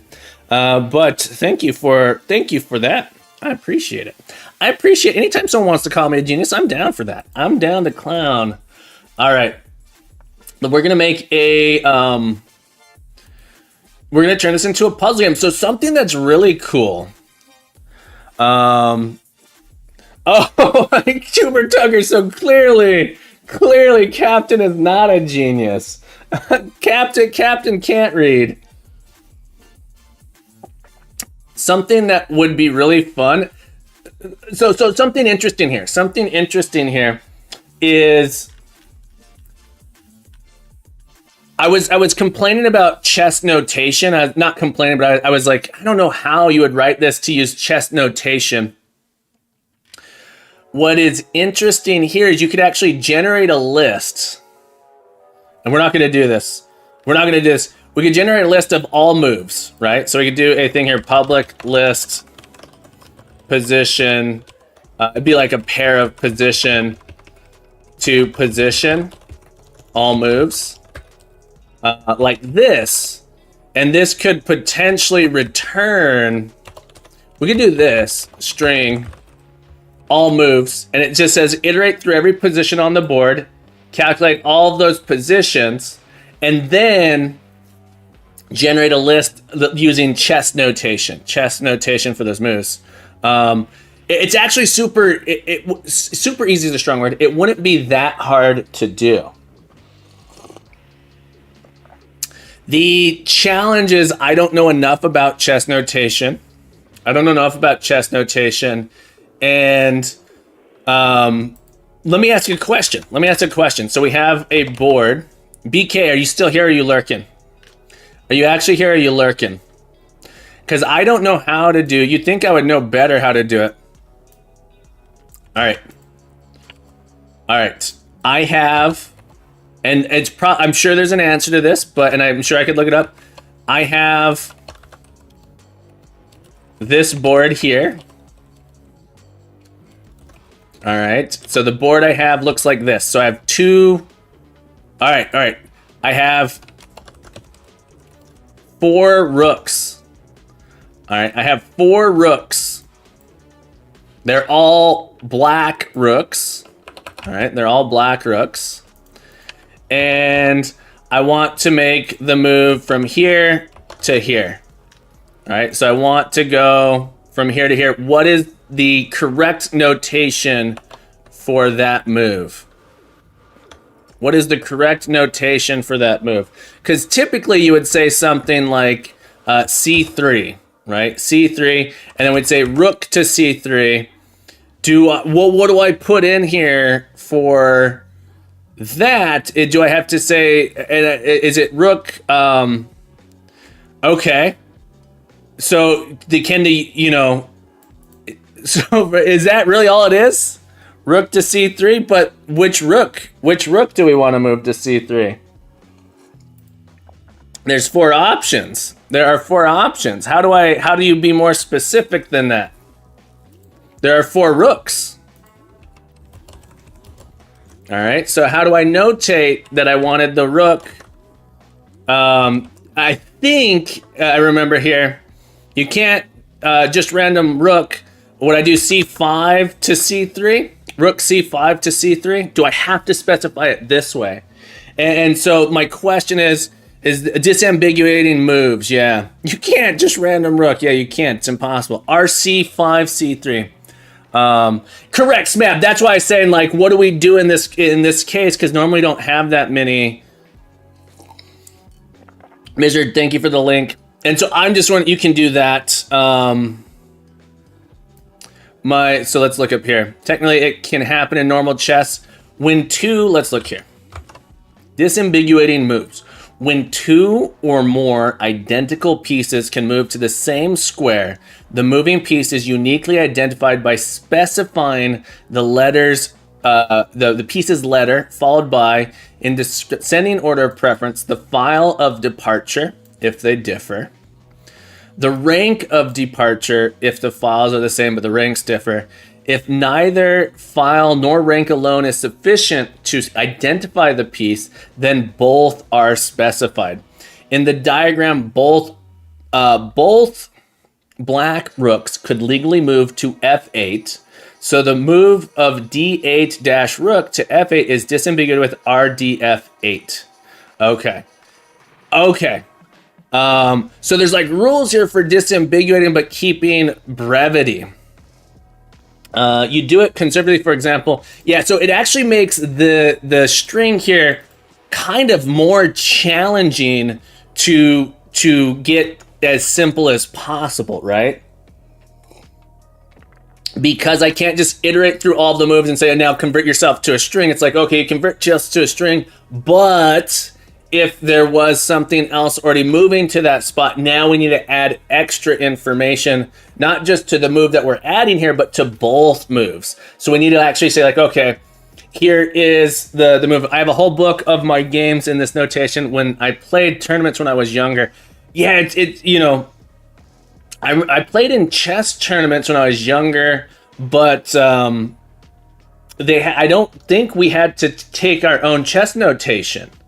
Yeah, I don't think we had to take our own chess notation.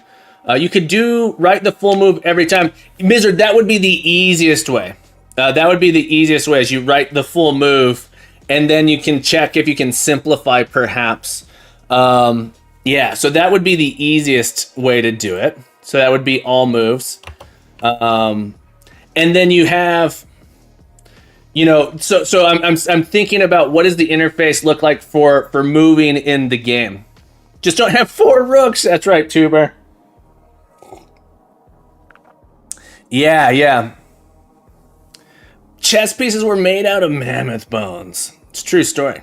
Pudota, true story. Pudota, 100% true story. All right. Well, let's go to I want to move my board writer here into my console program. Let's see if we break everything. All right, we have our logic, we have our tests. Mab, I have a question for you if you're around, or anyone really. This question's for anyone. Writing tests for the headless version, I'm pretty easy for me to do. These always make sense, are straightforward for me to do. Writing tests for an actual, like, the program being used, is that something people do for writing unit? Do people usually write unit tests? I would end up writing what I would call an integration test, or an end-to-end test. This one won't really be an end-to-end test because I'm not connected to a database or anything like that. But my integration test of, it's no longer a unit test. Okay, that makes sense. I was pretty sure that was the case. So I do have one thing in my tester that I feel is not a unit test. And in my puzzle test down at the end of it, this is testing playing a full simple game. This tests a bunch of stuff. So we wouldn't call this a unit test anymore. This is like a longer test. And my question, my question here is, when we do this, what do we name the file? Should I keep this in puzzle test? It's testing puzzle, the class, but it's not a unit test. It's not testing a single method. It's testing the whole process here. And so that's a really interesting thought that I'm trying to figure out what is the best practice here. What are the good practices? What are things people do to separate their integration tests. I still keep that in the same place. Okay.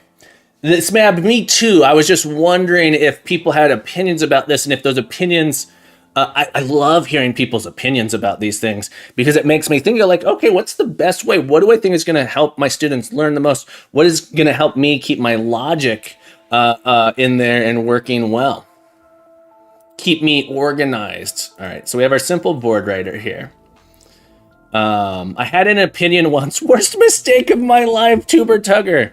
God, that feels so real. That feels so real. Having an opinion, mistake. Having an opinion is a mistake. It's just a bigger unit. Fair. Some people consider a unit test saying that a method is about as big of a unit as you want to test in a unit test. This, I feel, is certainly bigger than a single. Oh, wrong thing here. It certainly is testing more, but I think it's really good to have in there for your students, for my students. I wrote tests like this for a whole game last week. Gotcha. Very cool. This is for your Scrabble game, or was this for a different one? All right, so our program here, I have my simple board writer. Here. Let's run this. My chess puzzler. Hercules, awesome. I've been playing a ton of Hercules. Maybe tall, maybe short. You'll never know unless you check him out. Maybe tall, maybe short. You never know until you follow. Maybe, sorry if I got, maybe tall. Did I use the right pronouns for you? I think he, him are your pronouns. I'm not sure. Correct me if I'm wrong. Correct me if I'm wrong there. Be sure to go give maybe tall some love, folks. Incredible streamer. How'd your project turn out? You got the full version for us? Did you get it in time? Did you get all the things you wanted to do done? You make games in the Godot, in the Gadoot. Give them some love, folks. Give them some love. Click that button. Maybe tall, it's nice to see you here. I hope you're having a beautiful day. Great emotes. Smab. Let's check out your QList tests.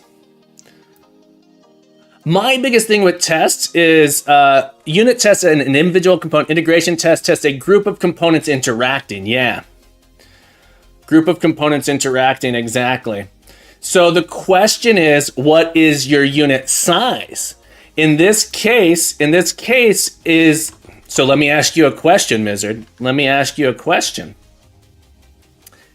Is the unit here, so I'm testing multiple methods and how those methods interact with each other. I'm testing how the methods interact with each other, but it's all part of a single class.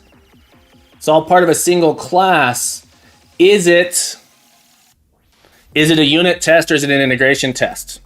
Right? So I'm testing a bunch of different methods. You think of puzzle as a unit, okay, but all on puzzle. So what's the difference? And at what point is it no longer a unit? Your unit could be, well, I have this library here called logic. This is a unit. All of this stuff is a unit that defines the logic of my chess puzzle game. Is that a unit? At what point does it become bigger than a unit? Is whatever gets the repo push. That's right. Thank you for the song. Maybe Tall says, maybe Tall. I know you're probably exhausted after the Pirate Software Game Jam. I'm proud of you. I am proud of you for getting through it.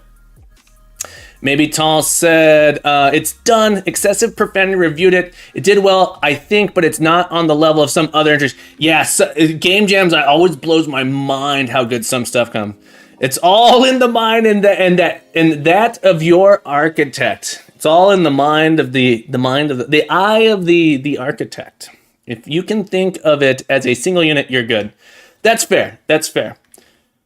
But yeah, this is a little bit more than, I've been taking things to an extreme. So something that I recommend everyone do at some point.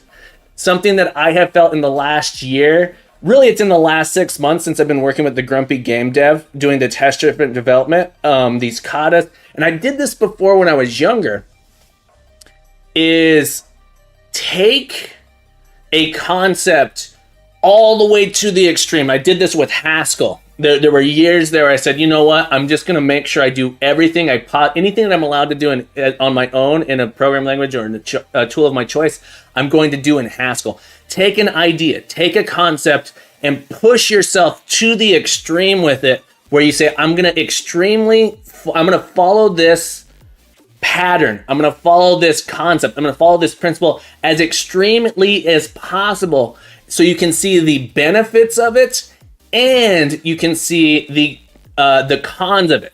That push it to the extreme. Exactly, Tuber Tucker. Tuber, thank you for the hat. Thank you for the hat, Redeem. We're going to alternate colors so it's easier to see. Let's get a second. Let's get another hat on here. Thank you for the hat, Redeem. All right, so just to reiterate, I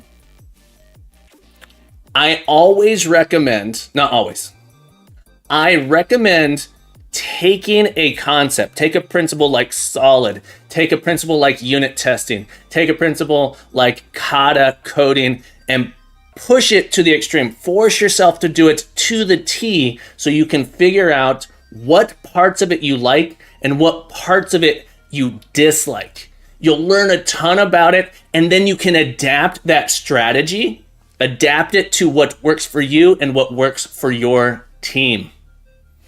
So I think that is a super important thing that I've learned.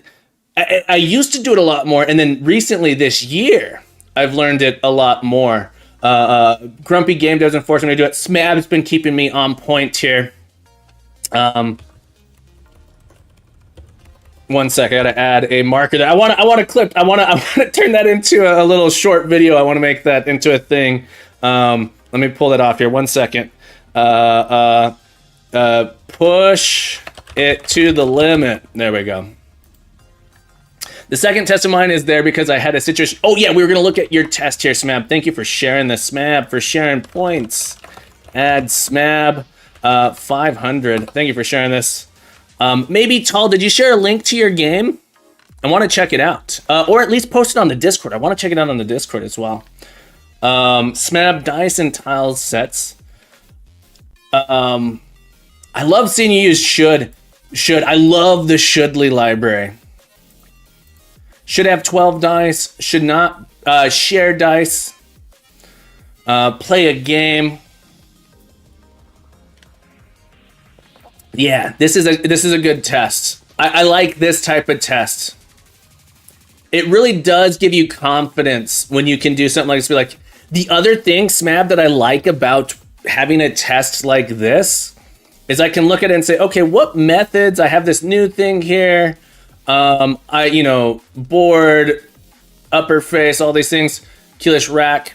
And then down here, it's game status, place on board, checking out, putting these things in.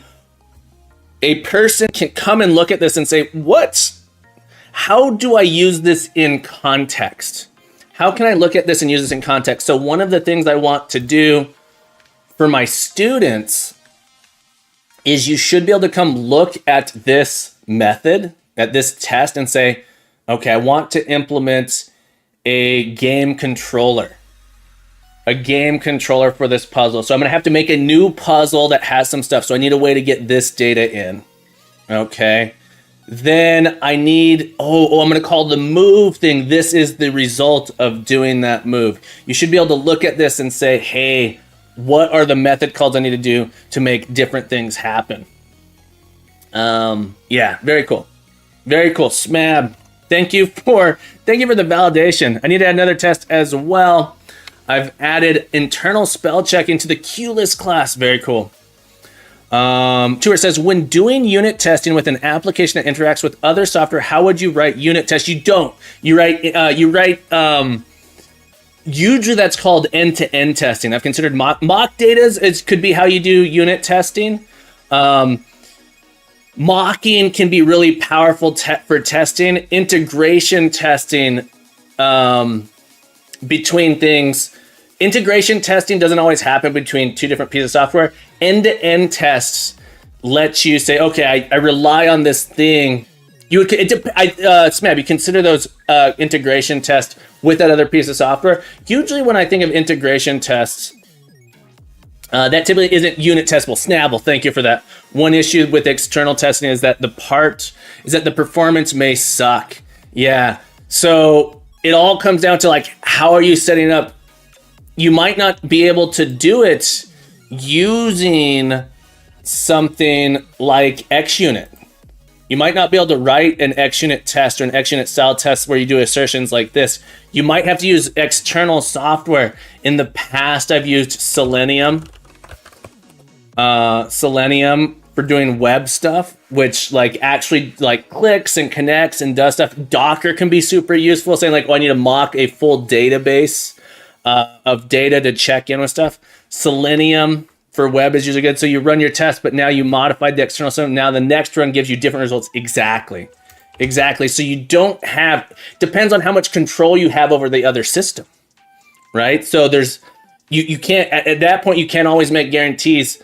So it's the answer is it's tricky, and I don't think anyone has a perfect silver bullet solution to it. There's just, you can just do your best to try and keep things contained. Okay. As Tuber, when you, and as you say, Tuber, when you mock data, you start testing your assumptions rather than reality. There you go. I basically just want it to perform a function and not crash, Tuber. Tuber, what is your use case? What are you, so what are you trying to test? Are you calling into an API? Sometimes it's important to test, okay, if my API doesn't return something, what do I do? If my API returns something that I'm not expecting, what do I do? What are the things that you want to do in those cases? When your OAuth system fails, what do you do? It's important to have, the handling of these weird exceptional cases, because in reality, it's going to happen. At some point, that service will go down while the one service is still running. And you need to say, okay, well, how do I keep functioning? Red Mirror, welcome back from your lurk. I hope you enjoyed your lurk. Happy to have you back with us. Okay, so I want to write do I have Spectre installed? .NET add package spectre.console. And then am I spelling it right? Is it console.spectre? There we go. Spectre console. I'm from the age when we used to clone production and run against that for a bit as automated testing didn't exist. Yeah, so you get into something called continuous integration and continuous delivery, CDCI, where you a lot of times when you do deploy, when you do a push to, and I think I'm doing this on my core. Let's see here, GitHub, Captain coder.core. GitHub Actions lets you do this. So I have these actions set up. For example, when I push to this repository, it actually does some checks for me here. So it actually compiles my documentation and deploys it here for me. You can set this up to automate your unit test as well. It's pretty cool. See, I mean something different with anyone at work I talk to. Continuous improvement instead of continuous integration. That's funny. Continuous, in my mind, continuous integration testing is one of the things I think. Careless integration, yeah. So CI/CD is like, how do you, when someone makes something, how do we keep deploying it? How, things, continuous improvement. I like that. I was also looking at Azure DevOps pipeline. I haven't used Azure all that much. I've used it a little bit, but I have used AWS. My last job, before I was a teacher, the last job we used AWS a lot, and I would say I'm fairly familiar with it, but it changes and iterates so fast that you lose that pretty quickly. Is it expensive, Cap? AWS, I mean, it can get very expensive very quickly. So the answer to that question is it can be. It can also be incredibly cost saving if you're doing massive computation from time to time. The cost benefit is going to be based on what you're doing, what your company's doing. It's super fast. I think AWS is one of the quickest ways to get up a small web server. A small web server for pennies. It ends up, I think one of their smallest ones, I think the micros end up being like $5 a month to run, but you don't have to have it running all the time. You can turn it on and off. That is the power of doing stuff in cloud on AWS or Azure, is you can say, oh, I can turn it on when I need it. I can turn it off when I don't need it. That is a huge benefit. But if you actually so say you need a huge amount of computation power, but you only need it for 2 hours, so affordable to do it in the cloud.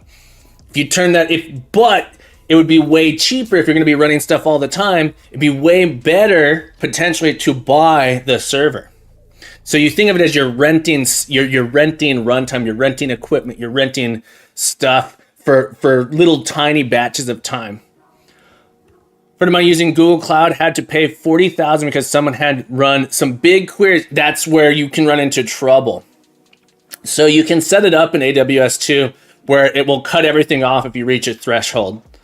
So I have mine set. To, I have what my monthly I incur about. I'm not going to say an amount, but I incur monthly on average a specific amount, and I have my threshold set to where if I get $500 over that, it sends me an alert saying, and so that clues me in that something weird is going on. And if it gets to $1,000 over, it just stopped. It won't it turns everything off. I have it set to turn everything off if I get $1,000 over my limit, over my monthly limit. Exactly, Tuber. And if you accidentally leak some of your credentials into your AWS account, then you can get in a lot of trouble. But yeah, there's a lot you can do. What is your cloud running? So I can go hammer it with activity. I'm just running a bunch of different stuff. I know the company that I do some consulting for a company that uses AWS, and their daily costs are like their daily. I was talking. I do some consulting for a company with their CEO. So the CEO of a startup, I meet with them 2-3 times a week, and we talk about what they've heard in meetings. They are an example of an excellent CEO at a startup who wants to be able to communicate well with the engineers on their team to understand what's going on. So they meet with me 2 to 3 times a week, and we talk about things. And so things he can ask me. He says, "Well, my engineers are talking about this LLMs. Let's do some lessons. Let's talk about what LLMs are so I can understand it better. My employees are talking about BigQuery. My employees we're doing this thing with AWS." And I said, "Okay, well, bring me, let's talk about what you're doing on AWS." And so I built some lessons for them on AWS, and their daily cost of running stuff on AWS is like $12,000 USD. But it would be, so we were talking about like, what are the costs and benefits? How much would it cost to do that much computation? So, okay, well, let's drill in. It's because they're doing all this machine learning stuff. It would be really, really expensive for them to purchase all of that machinery. They don't need it all the time. And it said, oh, well, during these certain times of the year, when we get our big data sets in, we do a lot of data processing. And then there's other times of the year where their cost is way lower. So you can think of it as renting space when you're doing stuff in the cloud. Snap says, "I'm an expert at wasting money, but if you're in a hyperscaling company that aims to take over the world, cost is nothing, growth is everything." Yeah. Super interesting. Okay, so for our console version, I want to, it's going to look kind of like this, .NET Run. We are going to have a puzzle like this, and then I want a cursor. I guess the easy thing to do would be to say you could specify, but I kind of want a cursor on the board that I can move around the board, select a piece, and then select where I want it to move. One thing I could do is I can make it so that when the piece is selected, like you press the buttons left and right and it cycles through the possible pieces. But I actually want to maintain a row and a column of where our cursor is. Delta, holy cannoli, what a raid. Delta, laughing, laugh out loud, Delta. You in the Thank back. you Pay for attention. following. Thank you. Let's try again. Lol, Delta, rated me. We got laugh out loud, Delta. Rated me, laugh out loud, Delta. How are you? Thank you for the raid. Shout out. Let's get a shout out to Lol Delta. Lol Delta, what were you working on your stream? Tell us. Lol Delta, I'm not following you. I'm not following. We're going to give you a follow, folks. You see this heart right here? See this heart right here? Attention all lurkers. Please direct your attention to the chat. We got ourselves a raid from Lol Delta. What were you working on? If you got a raid and run, that's fine. But click that heart. Give him some love. Tell us, how was your stream? If you got a raid and run, that's also fine. But I got to know, if you want to, I don't know if you have permission here. I see you over on the Dev Dads chat all the time. Feel free to you caught me lurking. Tuber Tugger, it happens. Lil Delta, if you got some links for stuff to share, feel free to drop them in the chat. Let us know how things are going in your neck of the woods. And Raiders, if you're new here, I'm Captain Coder. Captain Coder is me, and me is a computer science educator. My full-time job, my Monday to Friday job, is teaching computer science and programming at a school for ages 10 to 14. I love my job. I love teaching. We spend some time on stream creating coding projects, coding challenges for my students. We do all kinds of fun stuff here. If you want to check out the GitHub, you can. Last year, I think we produced like 80 some repositories. I built a React Native app. Awesome. What does your app do? We are working on today. Today we are working on a single player chess puzzle game. We've built out the logic for it. We are going to write a console controller for it. The plan is then to write a web-based version and a Unity-based version of it. I know you don't like to talk about version, but that share your work stream was doing very well, very powerful stuff. Tuber, those streams always do fantastic. They're the biggest streams here. You can always see it. It's like if we go into, it's crazy. They always do wonderful. I'm glad they're a lot of work to put together, and I always panic with them. But if we come in here, they always do so good. I'm always really happy. Look at this. This is right here is the Showcase Saturday. Showcase Saturday always does amazing. And then there's a bit of die-off afterwards. It's so interesting. If we go back each month, September, boom, Showcase Saturday right there. August, boom, Showcase Saturday right there. The showcases are always huge, and that's where, and then we started, the last one before that is right there. Boom, Showcase Saturday. They always do awesome. So I'm going to keep doing them. There's so much work to put together. Night Axe. Thank you for following. Thank you. Night Axe for the follow. Night Axe, welcome to the stream. It's super fun. Trying to set up an enterprise type setup. Very cool. Delta, I'm looking forward to seeing having both code skills and personal skills is a rarity. Captain got that. He's a performer with a singing voice. I don't know if it's the singing voice is putting it strong. The interesting thing, Delta, makes me unfollow and follow to hear the singing again. Zachy, it happens. Look, Zachy, I think you might have followed before I was. A special croc sent me. It's nice to have you here, Night Axe. It's nice to have you here. Zachy, all you gotta do, if you want me to sing, just let me know. Zachy, if you want the captain to sing you a song now, Zachy, there's a redeem for a song.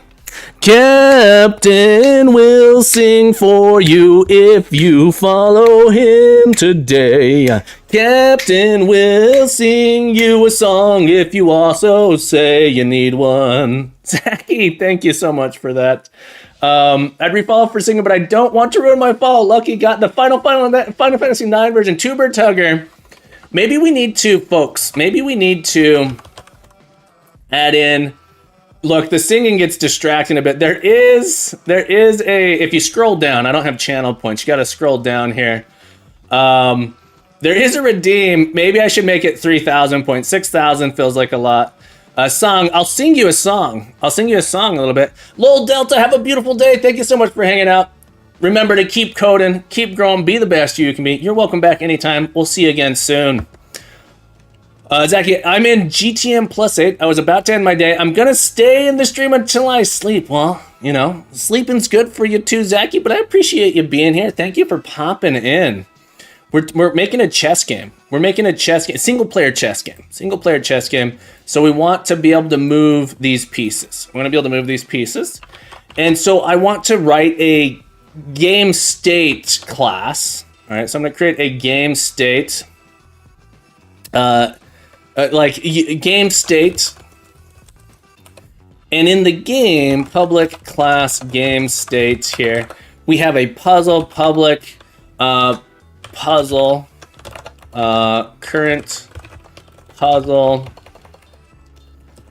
So we wrote all the logic for a puzzle here. Our game state also is going to say, like, we have, you know, currently selected. We have position that is selected.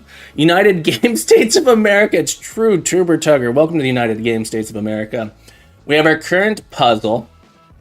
We can get that. This is what's going to be drawn to the screen here. But we have a input handler here. So public void handle input. We're going to take user keystrokes in here. So it's console. What is it? Console. What does console.read return here? Console.read. Read key here returns a console key info. So handle input console key info. User input. There we go. Side note, I have the difficult task of writing minimal math, minimal in terms of bytes. Snabble, what are you working on? And what are you working in? You do a lot of stuff in F#, is that correct? We have these different game states. When we press keys, we move around the screen. So one of the controllers, this might even be called a game controller, I'm not 100% sure. We want to keep track of where the cursor is. Public position, cursor position. This is our, and we'll have a private set here. Cursor position is where we are on the screen here. Where we are on the screen. Game state feels like the wrong thing. We have a cursor position. We handle the input. When we get movement keys, I'm going to use W, A, S, and D here.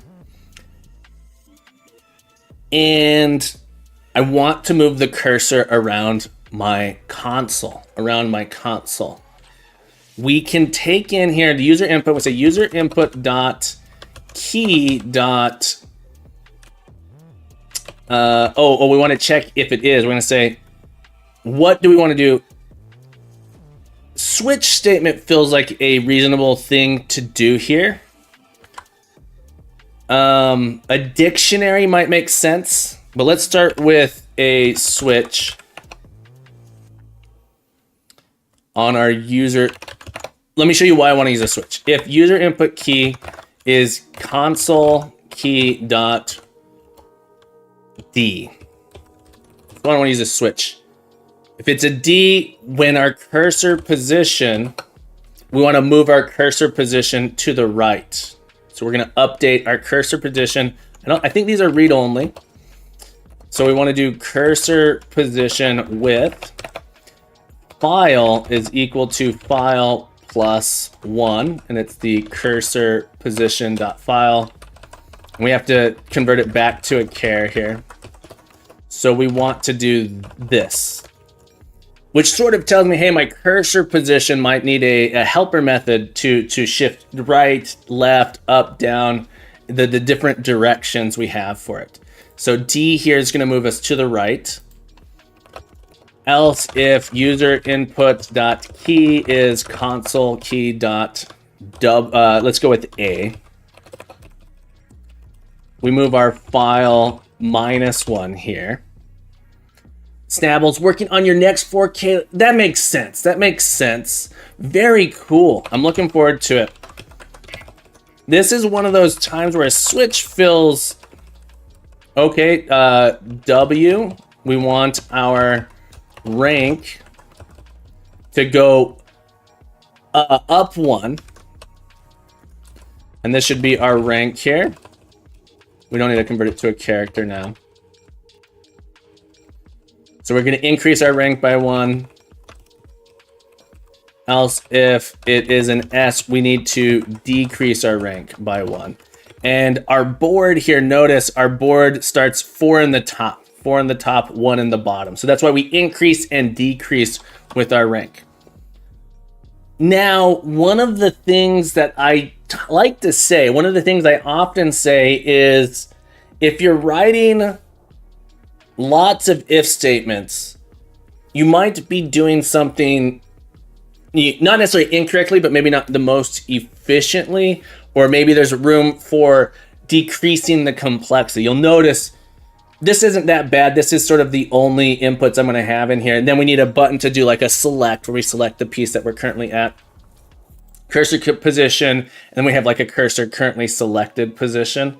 VP Lou, welcome to the stream. VP Lou, welcome aboard. Welcome to the stream today, my friend. We got VP Lou today. VP Lou, welcome to the stream. Welcome to the Captain's Academy. VP Lou, welcome to the stream. Man, was that dun dun dun dun dun dun dun dun dun dun? No, that was in 4/4. For a second, I was like, am I singing in 5/4 here? Maybe tall. I am the if statement master. I build pyramids like no other. Yeah, this isn't too bad. So what would be, so question for the audience here. That should be exactly Smab. Exactly. That's what I was gonna say. Question for the audience. Originally I was saying switch here. What is the benefit of using a switch here? This is going to be a switch expression, right? It's going to be a switch expression where we say cursor position is going to be equal to a result here, a result type or something along those lines here. Something I just learned about too. Something I just learned about. I'm going to do a switch expression. I'm going to do a switch expression, and we're going to end up with an int new row. Int new rank char new file. And this, we're going to use a switch expression. We're going to do user input switch. What is the major? There's several benefits. Deconstruct assignment requires an expression with the type on the right hand. Why doesn't it like? Did I just not? It needs me to finish this, I think. Console key.d. What? Can I implicitly insert system.console key? User input.key. There we go. We're gonna write a switch statement here. New rank, new file here. When we press the D key, the cursor position dot rank doesn't change, but the file increases. Cursor position dot file plus 1. We go to the right here. And we're gonna do this as a char. We could also make this an int here and then cast it later. I'm not sure what I like the most. One thing I really like about this is it's a little bit more readable. I personally find this a little bit more readable. So the W here is going to move us up 1. And WAS down here, this is going to move us down 1. One thing you might not know here, you can also do this just for my brain to be like, I want these all to line up. Maria Pharaoh in my if statements, Egyptian if statements. We're using enumerated types. So one of the things, Zachy, in our if statements, there's a few things. I actually think this code reads better, Just line them up. Yeah. You want me to just line them up, Smab? You think I should just do this? All right, we'll just do that. No, we want the extra. Look, a good compiler will take that out. A good compiler will take it out. You could carry out a puzzle of my if statements. So when you do if statements, here is the argument a lot of people give, and it doesn't actually matter that much in this case because we have our. When you use an if statement, it's going to actually check this, and if it's false, it jumps down to the next one. It'll jump down to the next one. And then it will check this one, and then it will jump down to the next one.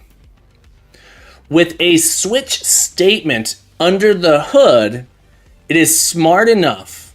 It is smart enough to jump directly to the value.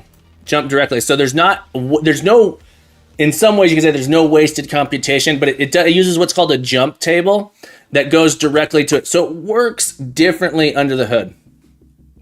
Tuber says switch are quite hot right now.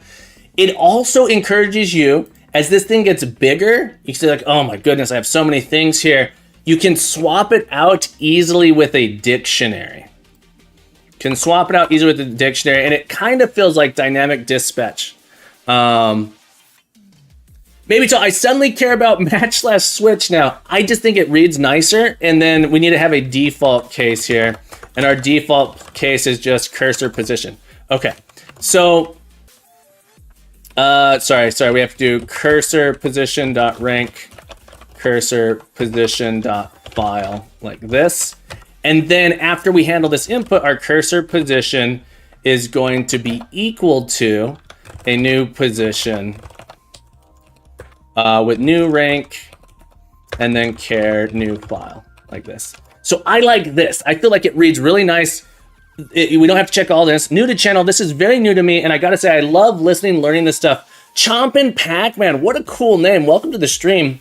Yeah, if you have any questions, ask, or backseat coding. If you see anything that feels that we could change or do better, feel free to let me know. Thank you for the nice, Code Monk. Thank you for the nice. I'm gonna enjoy my new job after watching your stream. What's your new job, Zachy? Lines up.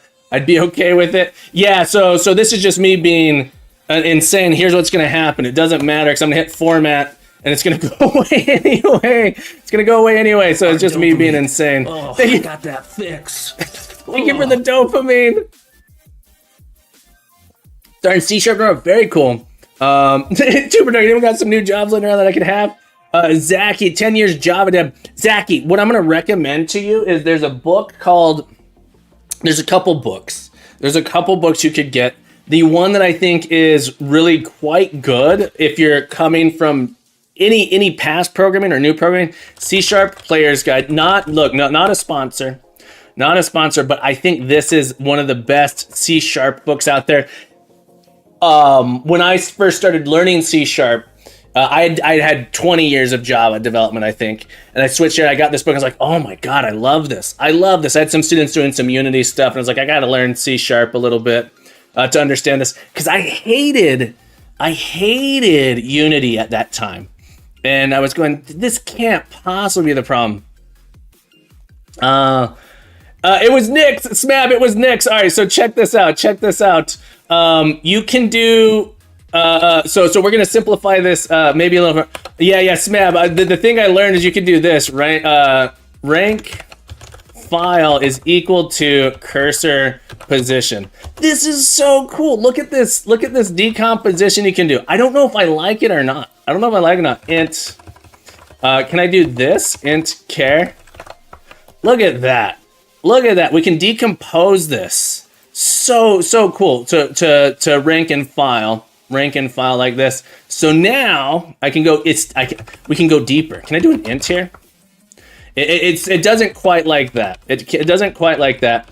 But now, if I can say, okay, rank. I don't know if I actually like this better or not. Rank. File.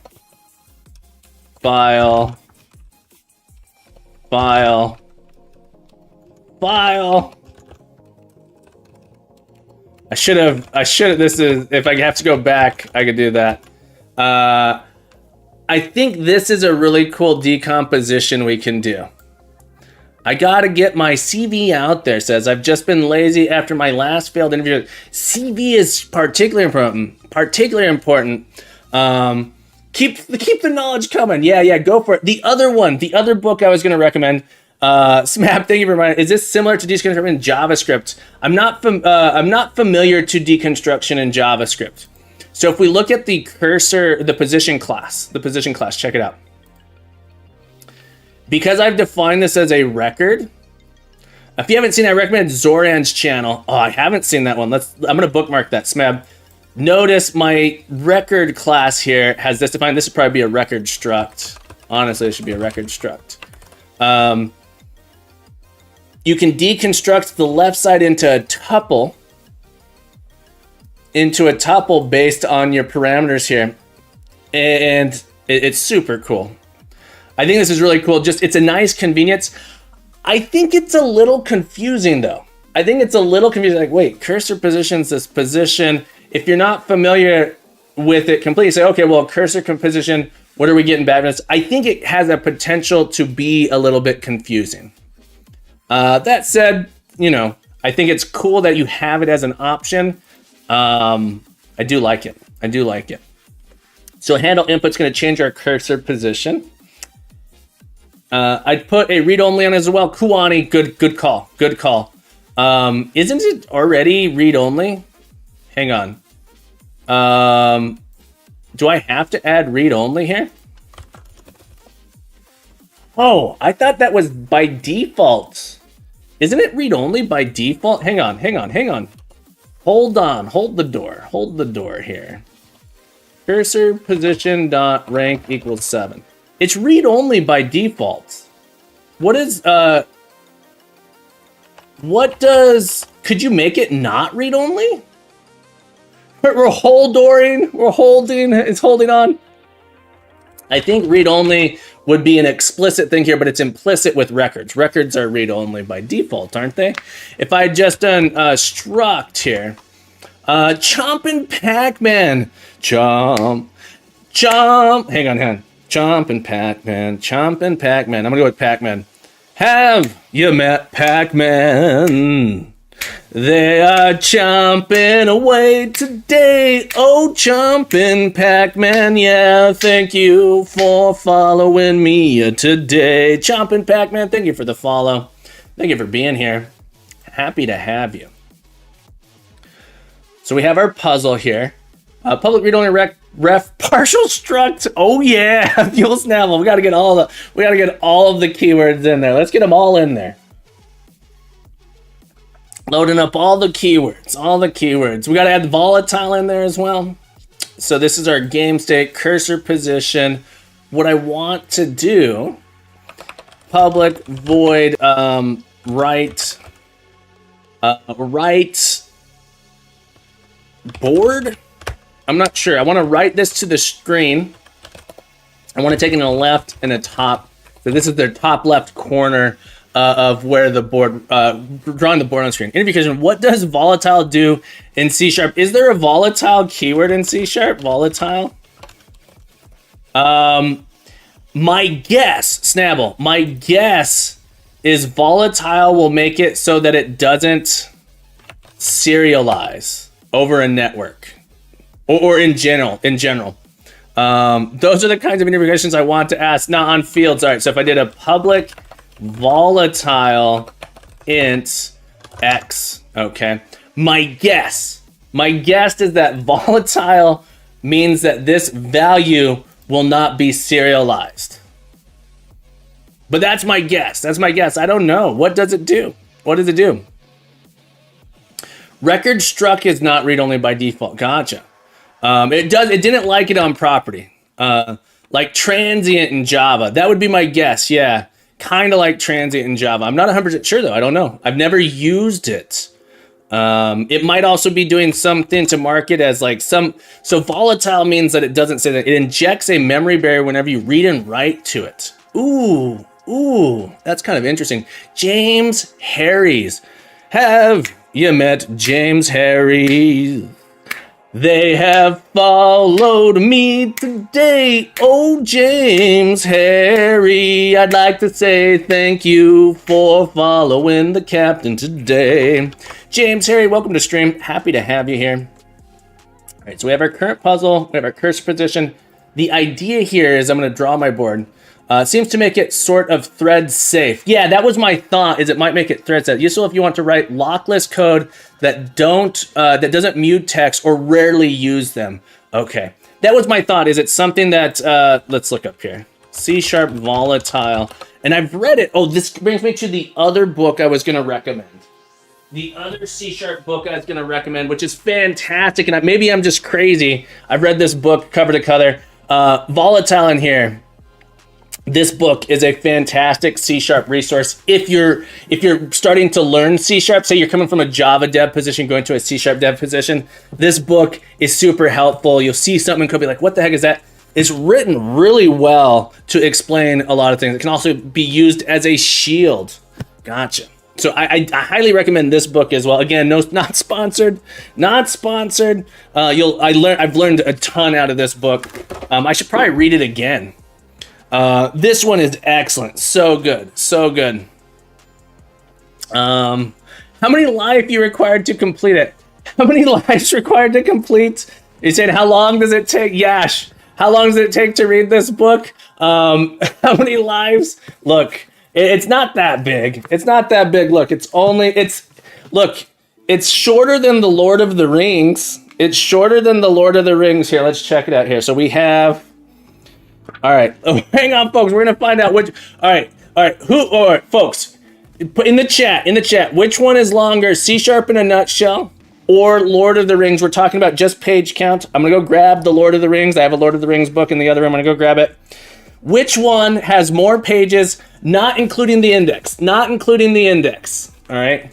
Or maybe we should include the index. We have the book has all the stuffs. All right. So we're saying C# in a nutshell or Lord of the Rings. Which one's longer? Which one's longer? We're gonna find out. Lord of the Rings is totally intended. It is longer. That's probably true. So folks, hang tight. We'll be right back. We're gonna find out in the chat. Which one's longer? C# in a nutshell, Lord of the Rings. C# in a nutshell or Lord of the Rings. I'll be right back. I'm gonna go grab it.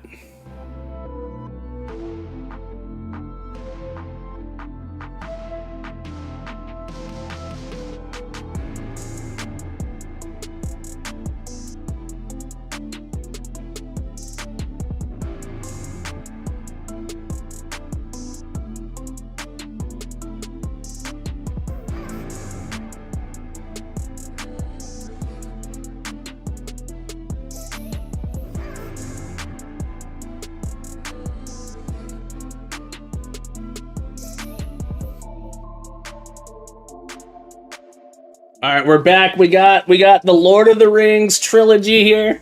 I could go grab the Hobbit too. All right, so which one's longer, C# in a nutshell or Lord of the Rings? All right, we're not including indices. We're not holy cannoli! I can't believe how long. What? That's crazy. That's crazy. That can't be true. Oh, this is fascinating. I was like, what is going on here? So this book, check it out. This book. I had just Return of the King here, just Return of the King, and it's saying that just Return of the King, this is where my brain got blown for just a moment, just in Return of the King, I looked in the back and it starts at 1,072. I was like, there's no way there's 1,072 pages into this. It actually starts the numbering of this book, which is really funny to me. The numbering in this book starts on page 732. So this is interesting because it's like the Lord of the Rings edition from the movies. So it has the movies in there. So I'm assuming the print that they did was from like a big, thick edition that had it all together. I have one of those in the other rooms as well. But let's see here. So not including the index. Not including the index.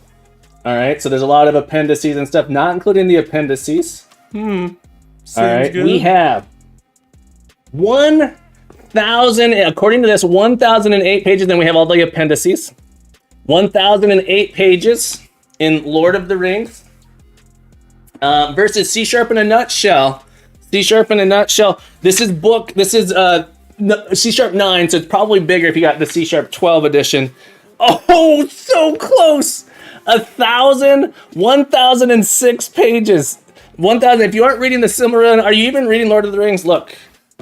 Lord of the Rings. Look, then we got to add the Hobbit in too. The Hobbit Silmarillion. That's C# in a coconut shell. Yeah. All right, folks. I'm gonna go put these back on this shelf. I'll be back. Hang tight. I'll be right back.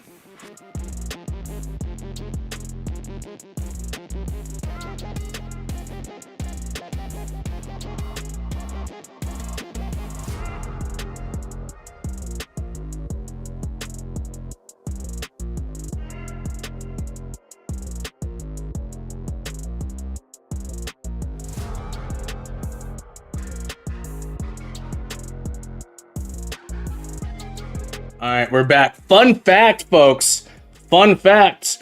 I have, and I'm never going to touch it with hands because I have acidic fingers, acidic hands. First edition Hobbit. I have a first edition Hobbit. It's in really terrible condition. It's kind of falling apart a bit. First edition Hobbit book is really cool. Really cool. Because, so The Hobbit was written before Lord of the Rings. The Hobbit was written as J.R.R. Tolkien wrote it as a story for his grandchildren, children or grandchildren. There are parts of it that got retconned in the second edition after Lord of the Rings came out. It got retconned, it got rewritten. In the original Hobbit, Gollum freely gives Frodo the ring. Not Frodo, Bilbo. Bilbo answers the questions, and Gollum just gives him the ring.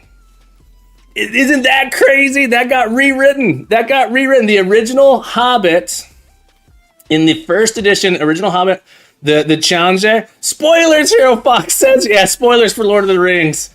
Look. I remember. Yeah, crazy. IDNT, welcome back to the stream, by the way. I missed you in chat, and Ryan, it's nice to see you as well. Prophets, yes, you guys are all wonderful. It blew my mind. To find out the original Hobbit. Code view is read only. Thank you for the frish. So he had to start to write it down because Christopher asked why the door was red and now is green. Look, no one knows. But yeah, first edition of The Hobbit comes with a. This is super cool too. First edition of The Hobbit. Maybe someday I'll show it on stream. It's just I don't want to touch it too much.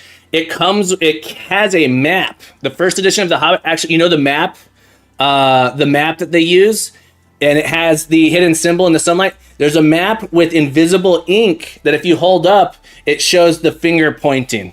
The first edition of The Hobbit came with a map. Let me see. A Hobbit first edition map. Maybe we'll just look it up here. Oh, it's so cool. The first edition. Oh my God. Maybe I shouldn't tell people I have that. I haven't looked that up in forever. Never mind. I ain't never had nothing. No, never. I ain't never had nothing. I don't have a first edition copy of The Hobbit. I'm sorry. I never said that.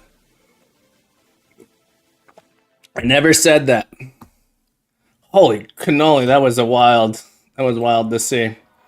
Okay. Let's continue. We're going to write our board here on the screen. I can't believe. All right. Console.set cursor position left and top. It's prophets. I had no idea. I knew. Buy some gloves. Yeah, I'm never opening it. I'm never showing that on stream ever. Sorry. I take it back. We're going to delete this VOD. This VOD's not going to be around. Sorry, folks. Because I can't like that. All right. So set our cursor position. I kind of did this in our simple board writer already. Okay, so we're going to set our cursor position, and then we have this. We need to keep track of whether or not we have we're doing black or white on the tile, and then I join the. I'm going to join board.files. So it's going to be current board.files, current puzzle.board. So we're gonna go through all of the files, and this prints the files across the top. All right, and then we're gonna set console.set cursor position left top +1, we move down a row. I'm gonna draw the next row here. I suppose there's probably a smarter way to do this, but we're just gonna loop through all of our ranks and columns here. And our right line becomes slightly different. Every time we do a right line, we need to go to the next line. So we write rank, board. I assume top left, bottom right should always be white. I think this does that. Yes, I believe this is true. So the question is, but a normal chessboard has 8. We'll find out. Yeah, so that was my initial thought. Is the bottom right will always be white, but the board can be 5 by 5 in this one, in which case the top left and the bottom right are not matching colors anymore because they don't line up. But I think this code here makes it so the bottom right is always white, the SMAB. We're going to do var board equals current puzzle.board here, just so I don't have to do that. Board files, board.ranks, set cursor position. Every time we do a right line, we want to instead set the cursor position to top. Can we do top ++? Every time we do that, we'll do a top ++ as a little hack here. What am I missing? There's a format. All right. How do they handle that in your physical game? The physical game's always a 4x4, SMAB. The physical game is always a 4x4 grid. Mine has no such constraint. The physical grid is always 4x4 in this game, in the physical version. So I don't know, but the saying that I've always heard is white is on the right. That's the term. That's always the rhyme I've had. So that's what I'm sticking to for this. I'm happy to be challenged on that. We can change the puzzle. I'm just gonna make it so we can set the puzzle here. And we might end up writing this so that way, getting set here. And then we'll have it so we can initialize it as well. Public game state. I think I want to do a different puzzle. Current puzzle is equal to puzzle. Cursor position is going to be equal to a new position. Current puzzle dot board dot ranks. Not ranks, dot size, and then A. So we always start in the top left corner. The one thing I want to do here is if we are at our cursor position, we want to highlight this tile. So our foreground color, our background color here, this changes a little bit. In this case, we're going to say if new position rank and file is equal to our cursor position, console.background color is going to be equal console color dot yellow. Is yellow going to be an annoying color? We'll find out. Here. Let's go into our program. Here. We will create a board. Let me steal that from our unit test again. Board. Let's just go to Queen moves here. Let's see. I want to do a 5x5. Let's do a 5x5 just so we can see what happens in the 5x5 case. Okay. So we'll generate this puzzle. And then let's do a game state. Game state equals new game state with our puzzle. And then we're just doing a while. A while.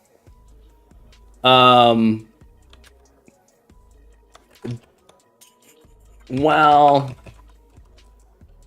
can I do this? Console key info key is equal to, this feels bad, dot read key, is not equal to, yeah, so this feels bad. This feels bad here. Let's do a while true here just for now. While true.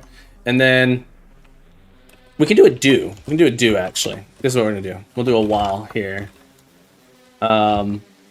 We get the we do a game state dot write board. Let's write it in the almost top left corner of the stream. And then we do a console key info equals console.read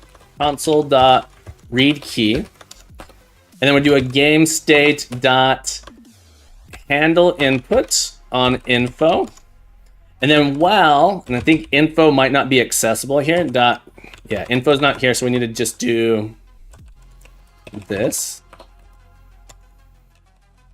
Info dot key is not equal to console key dot escape. Right, so we press escape to exit, and that should be okay here. Zachy, yeah, learn C#. Those are the resources I usually recommend for C#. If you're absolute beginner, I have a workbook that I've created. C# Player's Guide, as I mentioned before, and then in the C# course, that link is actually broken, I believe. We got to do a clear. Hang on. When the game starts up, when the program starts up, console.clear.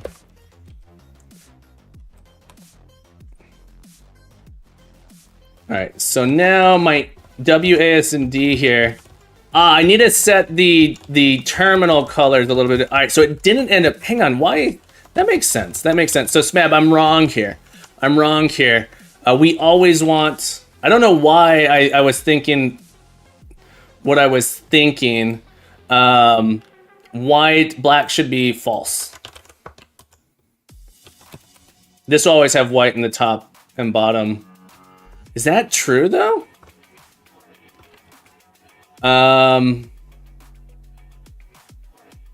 Let's try with a different puzzle. Comment that out here. Thank you for the question. We'll get to that in just a moment. Okay, so that is interesting. That is interesting. I can make this work. It makes sense, yes, ma'am. I don't know why I thought that. The other thing I want to make sure I do here is console dot encoding, output encoding equals UTF-8. How did I do this? Console output encoding, system. I want to have UTF-8 encoding here, so it's just encoding.8 UTF-8. Hang on. The text. Anyway, encoding, and then using system.text. There we go. That way, my pieces will show up the way I want them to. I want them to show up as chess pieces here, so I have to set the encoding properly. Thank you for the question. Let's take a look at that question. So here Fox says, you said you started as a Java dev. What did you do? So my first real software engineering job, I worked for a company. It wasn't a company. I worked for an organization. I guess you could think of it as a company. I worked for an organization that did supercomputing. They had a computer that had I think it was 6,000 cores. So this was bad. I was doing Java 5. Java 5 was essentially when I started doing Java. I did Java 1.4 and then Java 5 is when I started really using Java. And my first job was at an organization that is a big organization, like 10,000 plus employees. The organization, the subgroup I worked for did compilers. They did high performance. They had high performance computers. They had computers that had 6,000 cores on them. This computer had 6,000 CPUs, not threads, 6,000 CPUs, and those were multi-threadable as well. And Java at the time did not have great support for doing multi-threaded stuff. SMAB, exactly. So my job is we had a custom JVM. So at this organization was huge, and there's a lot of people doing math research, and people were obsessed with Java. And that's my exact job was, well, we're wasting all the CPU cycling. Distributed programming in Java at the time was like super hard to do. And my job was making a Java compiler that compiled to a special version of a Java virtual machine. So a Java compiler that we had a special Java virtual machine that supported high performance, HPC, high performance parallel computing. High performance parallel computing. That was it. Oh, you needed a supercomputer since you used Java. Kuani, the problem was that all the Java code didn't run on the supercomputer as well. And it bogged things down. So we actually ended up writing our own virtual machine that supported high performance computing. And so that was my first job. I did that for 4 years. Super cool, but that's why I'm a big compiler and programming language nerd. Gonzo, I missed your chat, but welcome back to the stream, my friend. It's great to have you here. Hope you're having a beautiful day. I think we need more hyperthreads, not less. It's true. All right, so now we can move our cursor around here. You'll notice I go off the edges, so I need to bound it a little bit. I need to bound it because my cursor is falling off the screen here. So I need to bound my cursor. You're welcome, Hero Fox. I need to bound my cursor when we're increasing and decreasing here. My cursor position, what I'm going to do is I'm going to bind it back here, private position cursor, like this. It's going to be my backing, and I'm just going to make this thing when I get is just going to return the cursor. But when I set it, I'm just going to make sure the bounds of it cannot be outside of our puzzle. So at the end of the day, we're going to end up with cursor is equal to the value coming, not value. This is sort of what we're going to do. We want to bind the ranking column here. So our rank, so we can use the pattern match here, rank and file is equal to value. We can pull those in. This is a one of these times where I actually really like var. I like using var here to deconstruct this thing, rank and file. And I need to bound rank and file here. So I'm going to do rank is going to be equal to rank mod current puzzle dot board dot size. So we say, we make sure that it's within our size here. There's one little negative issue with negative numbers here, where we have to do plus current puzzle dot board. I don't know if this is actually true. Let's just create an int temporary variable here, int size. This is annoying, but we're gonna do this equals this. Okay. Int file int is file minus a.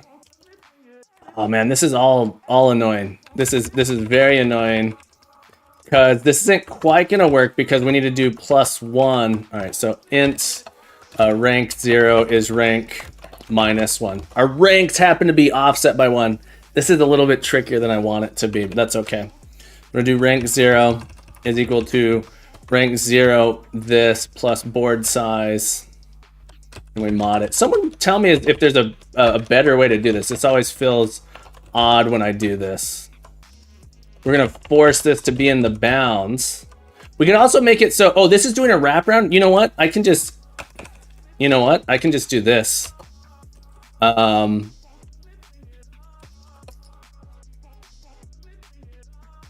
Rank is equal to math dot clamp 1. So the value we're looking at is rank 1 and size, like this. File is going to be math.clamp file, and then file minus a, 0, and size minus 1. And then we cast this to a char. And then our new cursor becomes a new position of rank and file. This should keep us in our bounds. So we're using clamp to keep the cursor in the bounds. Let's try it. And I'm sad. Why didn't that work? File plus A. Hang on. We have to add an A back into this. Plus A. There we go. So I can't go out of my bounds now. Like that. So we stay on the board. So we can move that around. We can see which piece we have selected. Or where our cursor is. So the idea is we press a button, it's going to select the piece. It'll select the piece for us. And then we can select a different spot as well. So I hit space and it's going to mark that tile as the currently selected position. We're going to select another position and then it will try to perform the move based on that. All right, folks. But we've been going for about 90 minutes here. I'm going to go ahead and take a break. We're going to take a quick break. I'll be back momentarily. I'm going to get myself some leaf water. I'm going to brew myself some leaf water, folks. I'm going to get myself some more fresh water. We're almost out. And I shall return. Hang tight. Don't go anywhere. The captain will be back.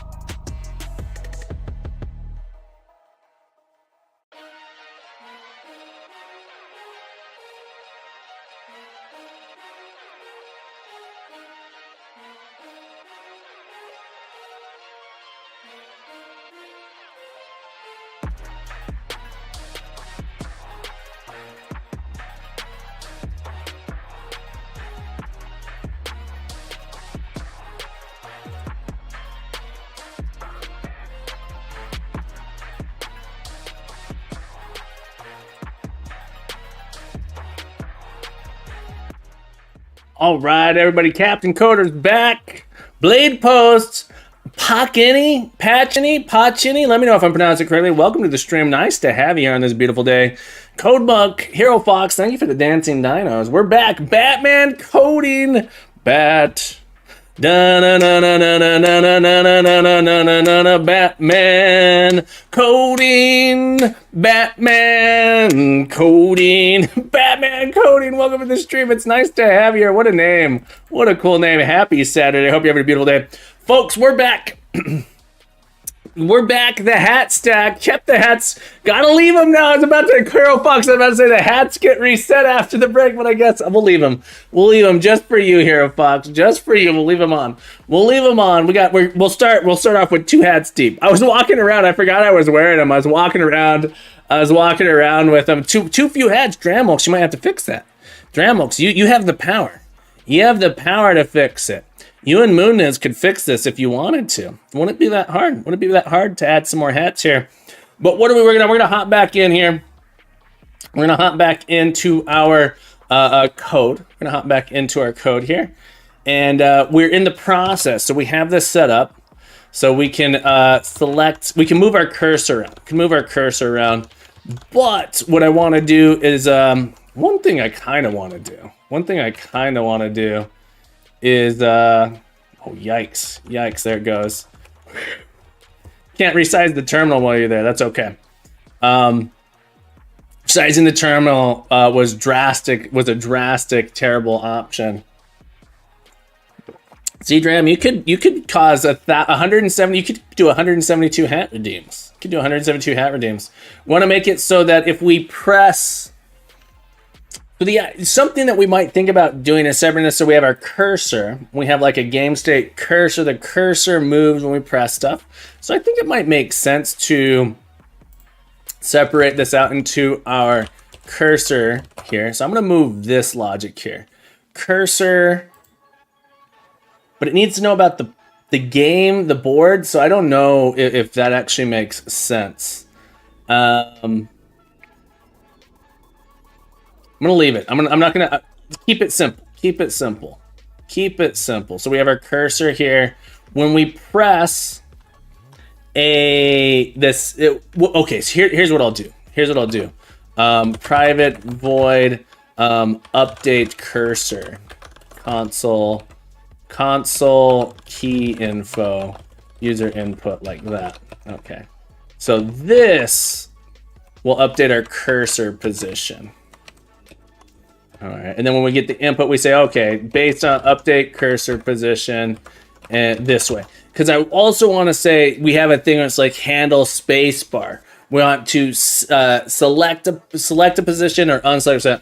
I meant 82. Are you sure you meant 82? Because what I heard was 83, my friend. Are you sure you meant 82? I meant 82. Welcome to the stream today. Did you know I meant 82 has followed the Captain Coder? I meant 82. Happy to have you with us on this beautiful Saturday. So we have this handle input here.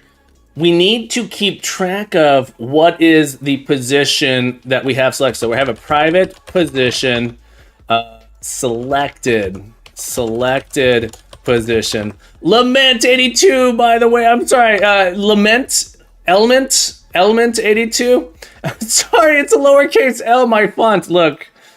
I'm sorry. My font. I see it now. Element. Look. It got me. Lament. Element 82.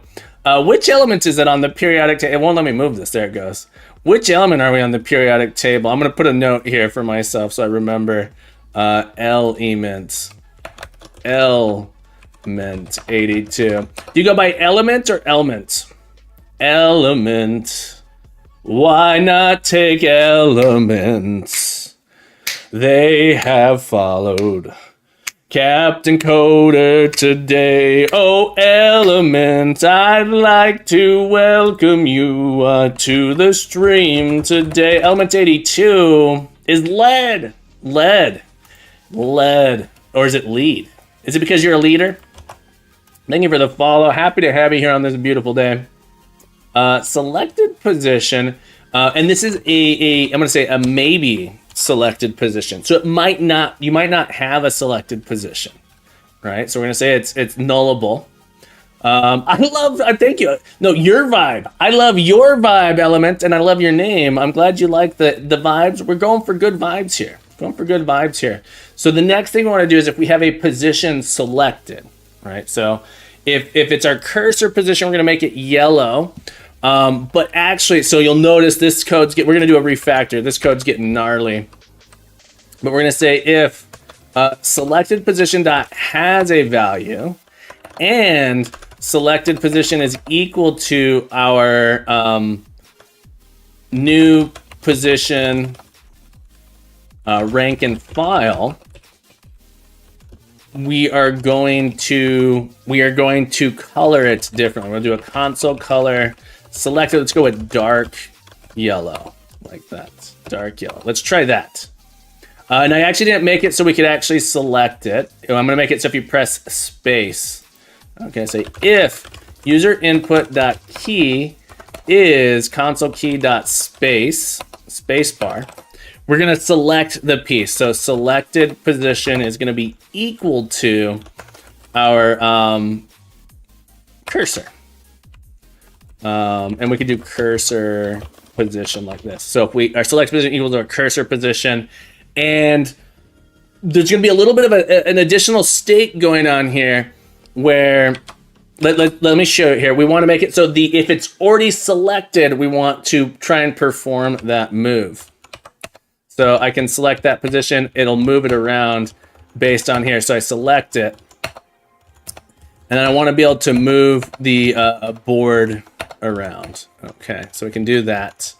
So we click there. So kind of cool. We want to make it now, if we previously had something selected, all right, we're going to say if selected position has a value, we're going to do a move. We'll do board current puzzle dot board dot move current puzzle dot move, and we're going to go with our current position. So it is our selected position. This is our from position, and then our cursor position like that. Selected position. Dot value. We know it has a value because we just checked if it has a value. And then our selected position is going to be equal to null.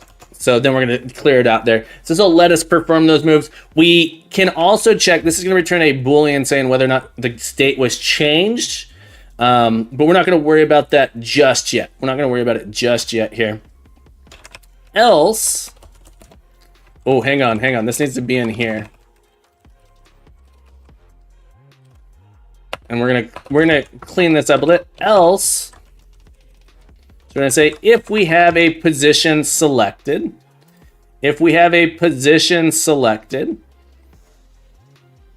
then we're gonna make that move.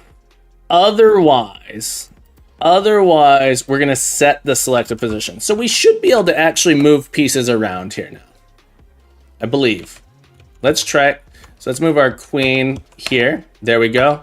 Our queen cannot move into these spaces. So every move must result in a capture. Okay, so our pawn here could move here. Okay, this pawn can move here. All right, cool. So we have a little playable game. Here. It's only the one puzzle. But we should be able to add a little bit more controls to this as well.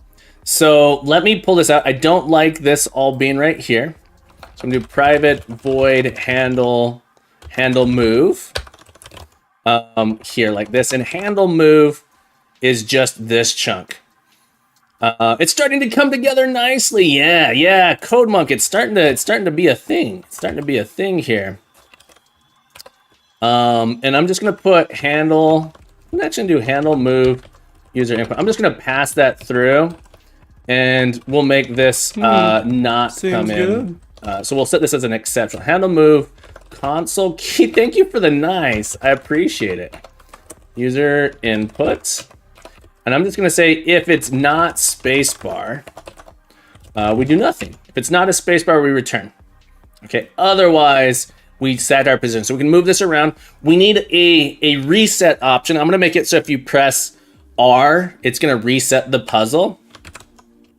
So if console key info dot key user input dot key is R, console key dot R for reset here. Then we're going to do a puzzle, current puzzle dot reset. Okay, so we can start our puzzle over if we can't solve it. So let's test that out now. R, so let's move our pawn. Oops, move our pawn here. Move this pawn here. Take the queen. If I press R, it resets the puzzle. So the puzzle resets. And we probably want to do a thing that says like, are you sure you want to reset? Are you sure? Are you positive? Because if you reset, you're going to lose all your progress. But we have a reset now. We have a reset option. Cool. What else do we need? I guess we need an option to reset position to. You think it should reset the console? You think the cursor should reset too, Mizzard? Or do you mean like an undo? Do you mean an undo? Because I was thinking an undo might be interesting to add in. But that adds in a whole level of complexity of, we probably end up using the command pattern. When we reset, do you mean reset the cursor to the top left? When you say reset, what are you expecting? What are you intending there? Undo would be nice. Undo is a little, I would want to put that into my puzzle logic. I think my puzzle logic, I might have an undo option. That said, I could possibly just keep track of, you know, the board state history and restore it to the previous state. Pretty happy with this. We need a, puzzle select is sort of what I was saying. R plus other command would always result in the same state. I don't know. I don't quite understand. We do want to make it so if you complete a puzzle, it'll display that you've won here. So this is just showing the game state window like that. So I can't move unless I've done that. We could make it so it highlights the potential moves, but I think it's better to not do that. The game becomes a little bit too easy. Maybe not too easy. Having it display the instructions could be good too, though. So it's like WASD or arrow keys to move, space to select a piece. And having it load, having a library of levels would be super useful as well. That could be useful to have. But I feel like this came out quite nice. That's sort of the whole thing here, aside from adding in multiple levels. So we could add in an option. We already have a reader here, so we basically just need to encode a bunch of puzzles as text files. So let's create a folder here called puzzles. And I'm going to create a folder called easy.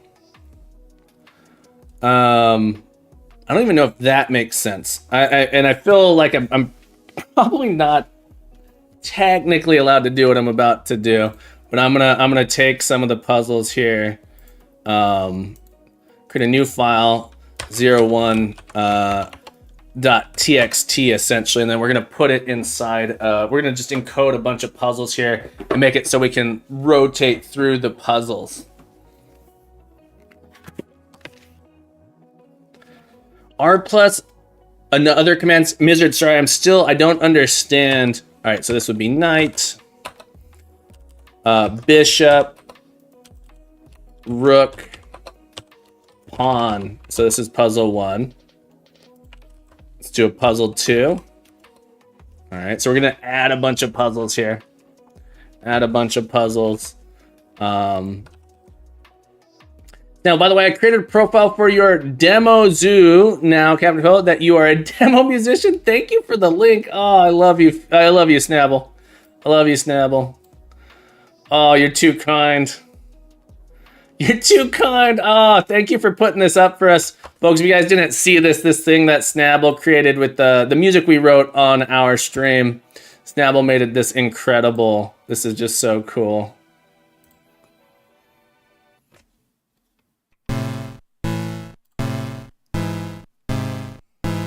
I need to make this our, I need to add this to like the I'll be back screen because it's too cool.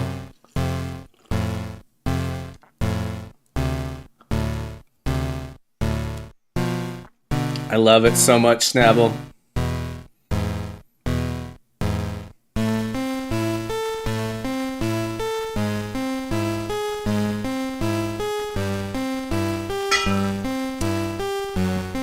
This was a fun piece of music to write.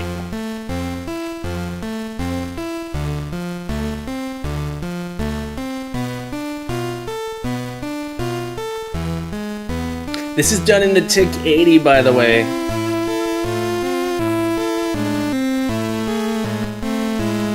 Really cool. Oh.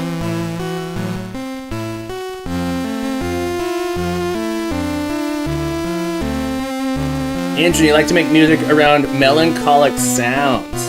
It might not be common. You did draw that shit. I know you have that as a sprite in there. The other ones are sort of, what would you call it? I keep calling it a shader. Is that a good term to describe the type of art you're doing here? Or is it like a codex? What is it, a codec? Dev Dad, happy Saturday. Welcome back to the stream.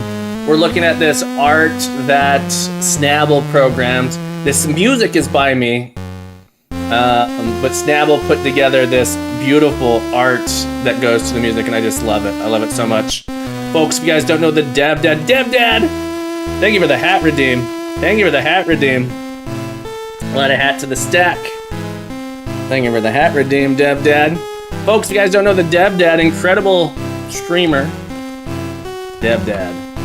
Streamer, software developer, father, trifecta of perfection, working on the app Embedder.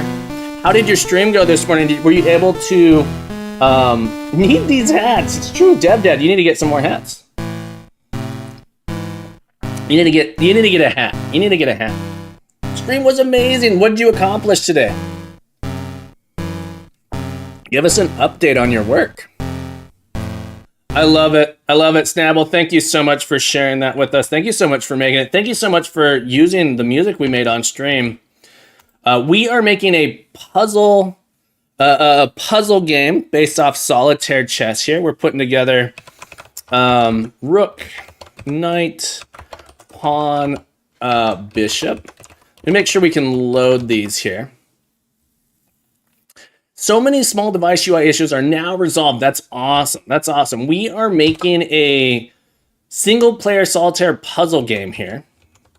So we have chess. I want to get this to load a file real quick, actually. So what I want to do is game state. We have current puzzle. This is where there's like a little bit above this. But let's see if we can read in board data.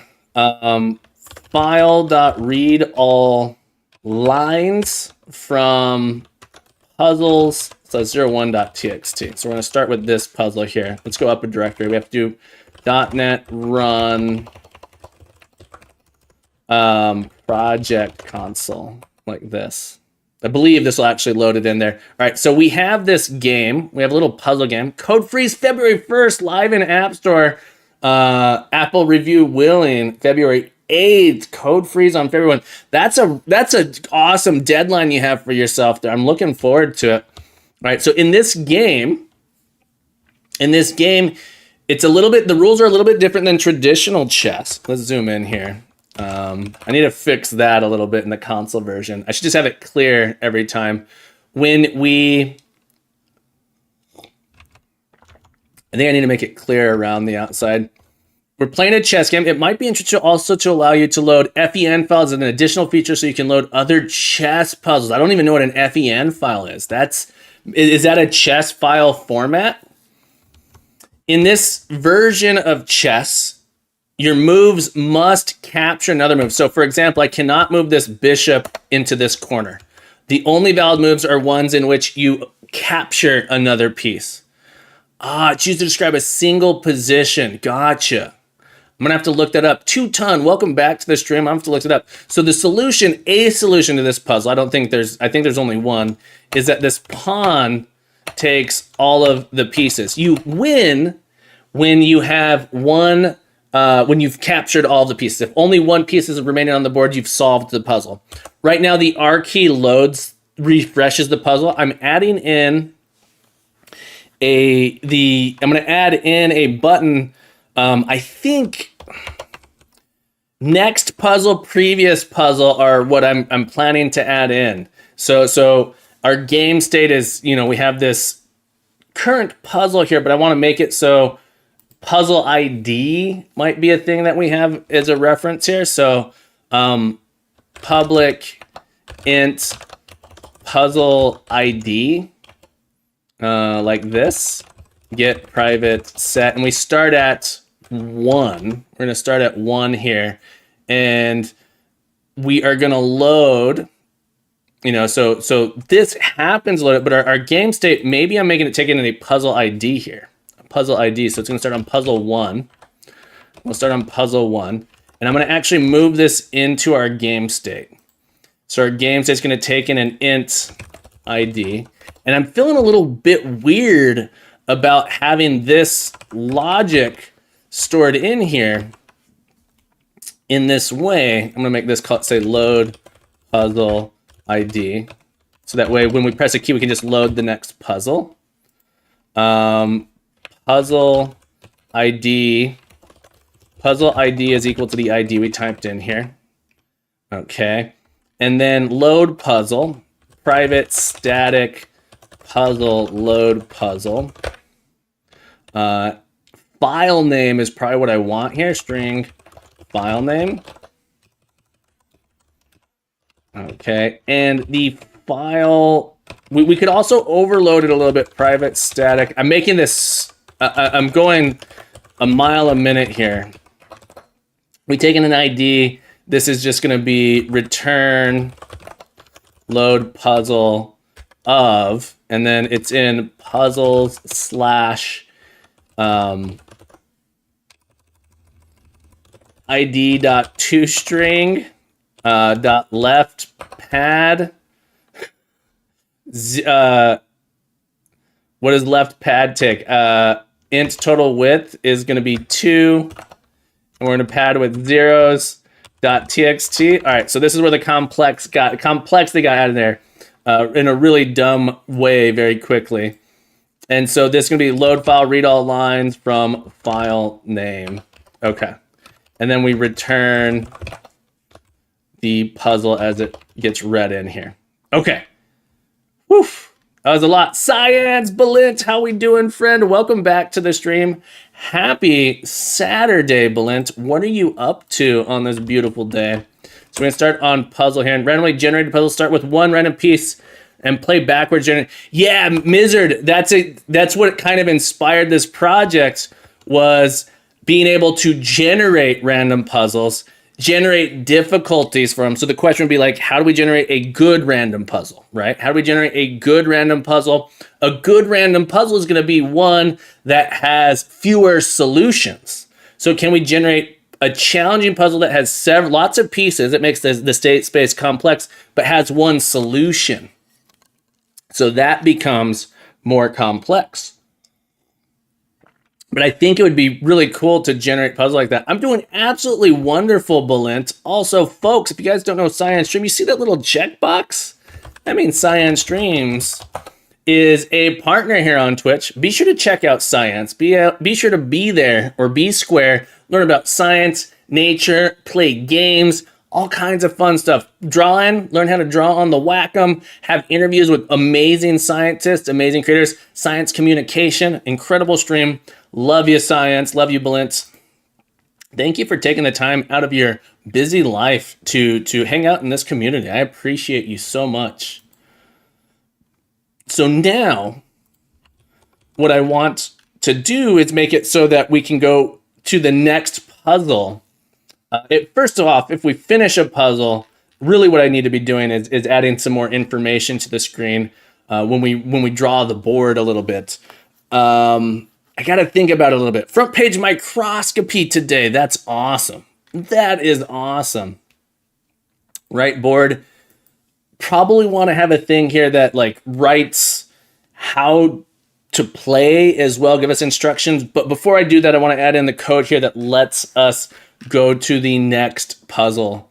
Next puzzle here. So we're going to update our puzzle ID. Part of me feels like I can do the following. And maybe I'm adding too much private int. Maybe I'm adding too much into this. Get is just going to return our puzzle ID. And when we set this, we're going to do puzzle ID equals value. And then we can do current puzzle equals load puzzle ID. And we can do some fancy stuff where we limit. We can have the maximum file here. So if the puzzle ID gets set, we do it auto-magically here. And I know that I only have 2 puzzles currently. And so max puzzle ID could be here. So we have public could be a const int max puzzle ID is equal to 2 right now. So I want to be able to switch puzzles relatively easily. Which tells me, so the reason I kind of don't like this is here. Should be the other way around. Loves puzzle, sets puzzle ID. Load puzzle, sets the puzzle ID. I'm trying to think if that is...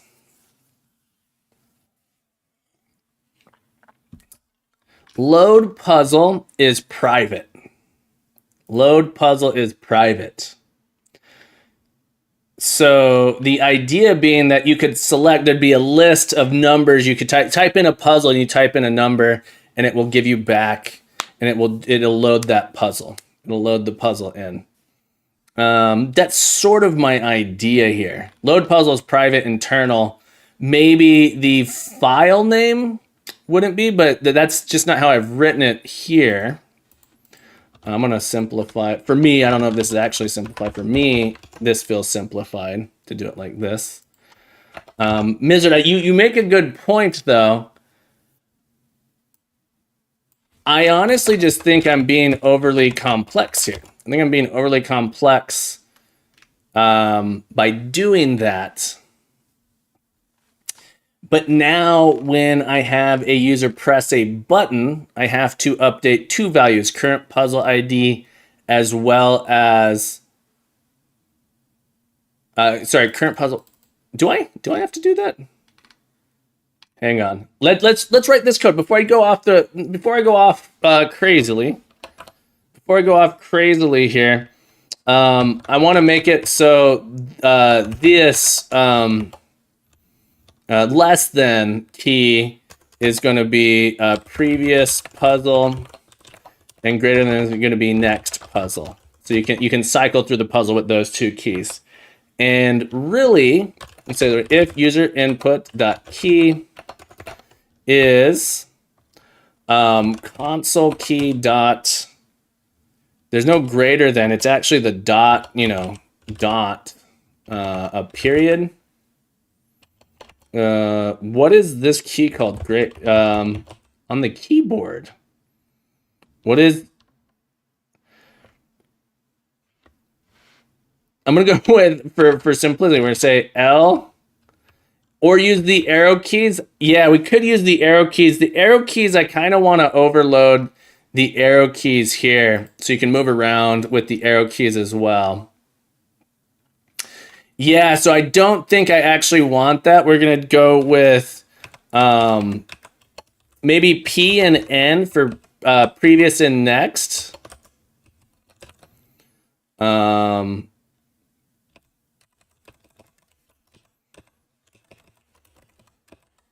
we can do this. And we have an N.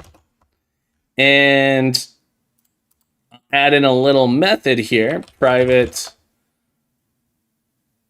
void next puzzle. Private void previous puzzle. This is where I feel like our game state object and our handler object feel like maybe they need to be separated.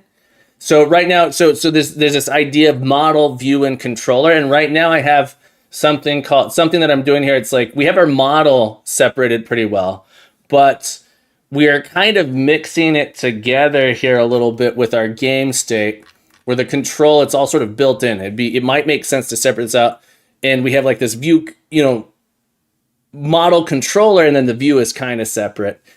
Anyway, P here. N we'll call next puzzle. We'll call priv puzzle, like this. So if we did previous puzzle, we did next puzzle. Next puzzle, we're going to do our puzzle ID gets increased equals puzzle ID plus 1. Why can't I set puzzle ID here? Get private set. There it is. Private set. We're going to increase it by 1. But we want to mod it by max puzzle ID. And then going the other way, puzzle ID equals puzzle ID minus 1. Well, we might actually do, rather than wrapping around, I don't know why I keep doing that. JK, down, up. Yeah, let's go with the Vim controls, JK, up and down. The old school, I believe it was like the Commodore 64 keyboard that had the arrows there. DJ Beats, welcome back to the stream. I'll show you the program running in just a moment. So puzzle, next puzzle, and then we can say like int a direction here. And so we'll just do dir here. So it's going to up or down. And then we'll do a math.clamp. Math.clamp. And this is going to be on the value here. And then our min puzzle is 1, and then our max puzzle ID. So we actually can't go up or below. Excited. You're excited for me. What are you excited about? What are you excited about? And this just becomes next puzzle minus 1. Next puzzle plus 1. So you could potentially have like a page up and page down, so you could jump by 10s as well. So this makes it relatively nice here. And we want to do current puzzle equals load puzzle puzzle ID. There we go. So this should actually, I hope, work for us. Load puzzle ID. Yeah, I think this will work for us. Let's try it out. Redston, like the hats. I'm glad you like the hats. Dr. Sin? Dr. Sin. Ooh. Whoa. Dark Sin, not Dr. Pay Sin. attention. Dark Sin.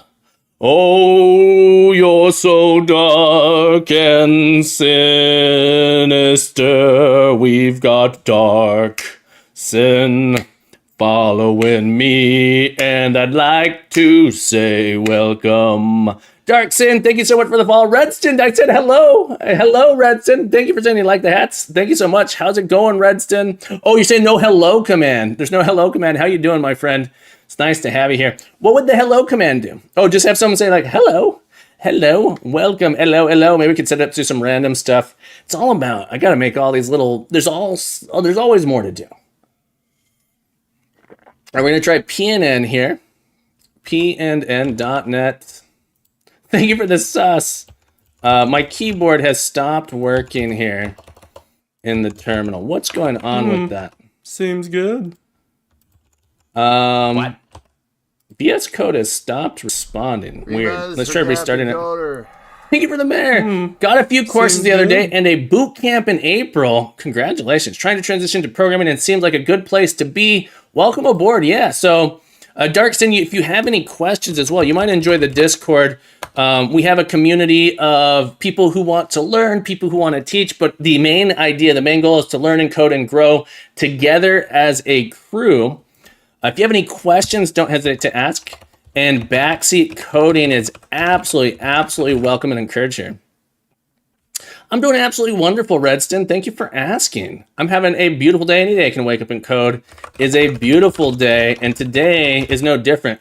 But yeah, we do programming projects. I'm a computer science teacher. I teach computer science and programming to young people, ages 10 to 14. All right, PN. There we go, PNN. We can swap into a new puzzle here. And so what we're working on today is actually a 10 to 14. Yeah, the school I work at is ages 10 to 14. The school I work at is 10 to 14.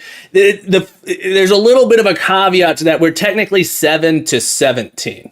But the vast majority of students are ages 10 to 14. It's what in the United States would be called a middle school. But we only have our full-time program is only 2 years. 2 years. Yeah, so we can move this around. We're creating let me make it bigger here.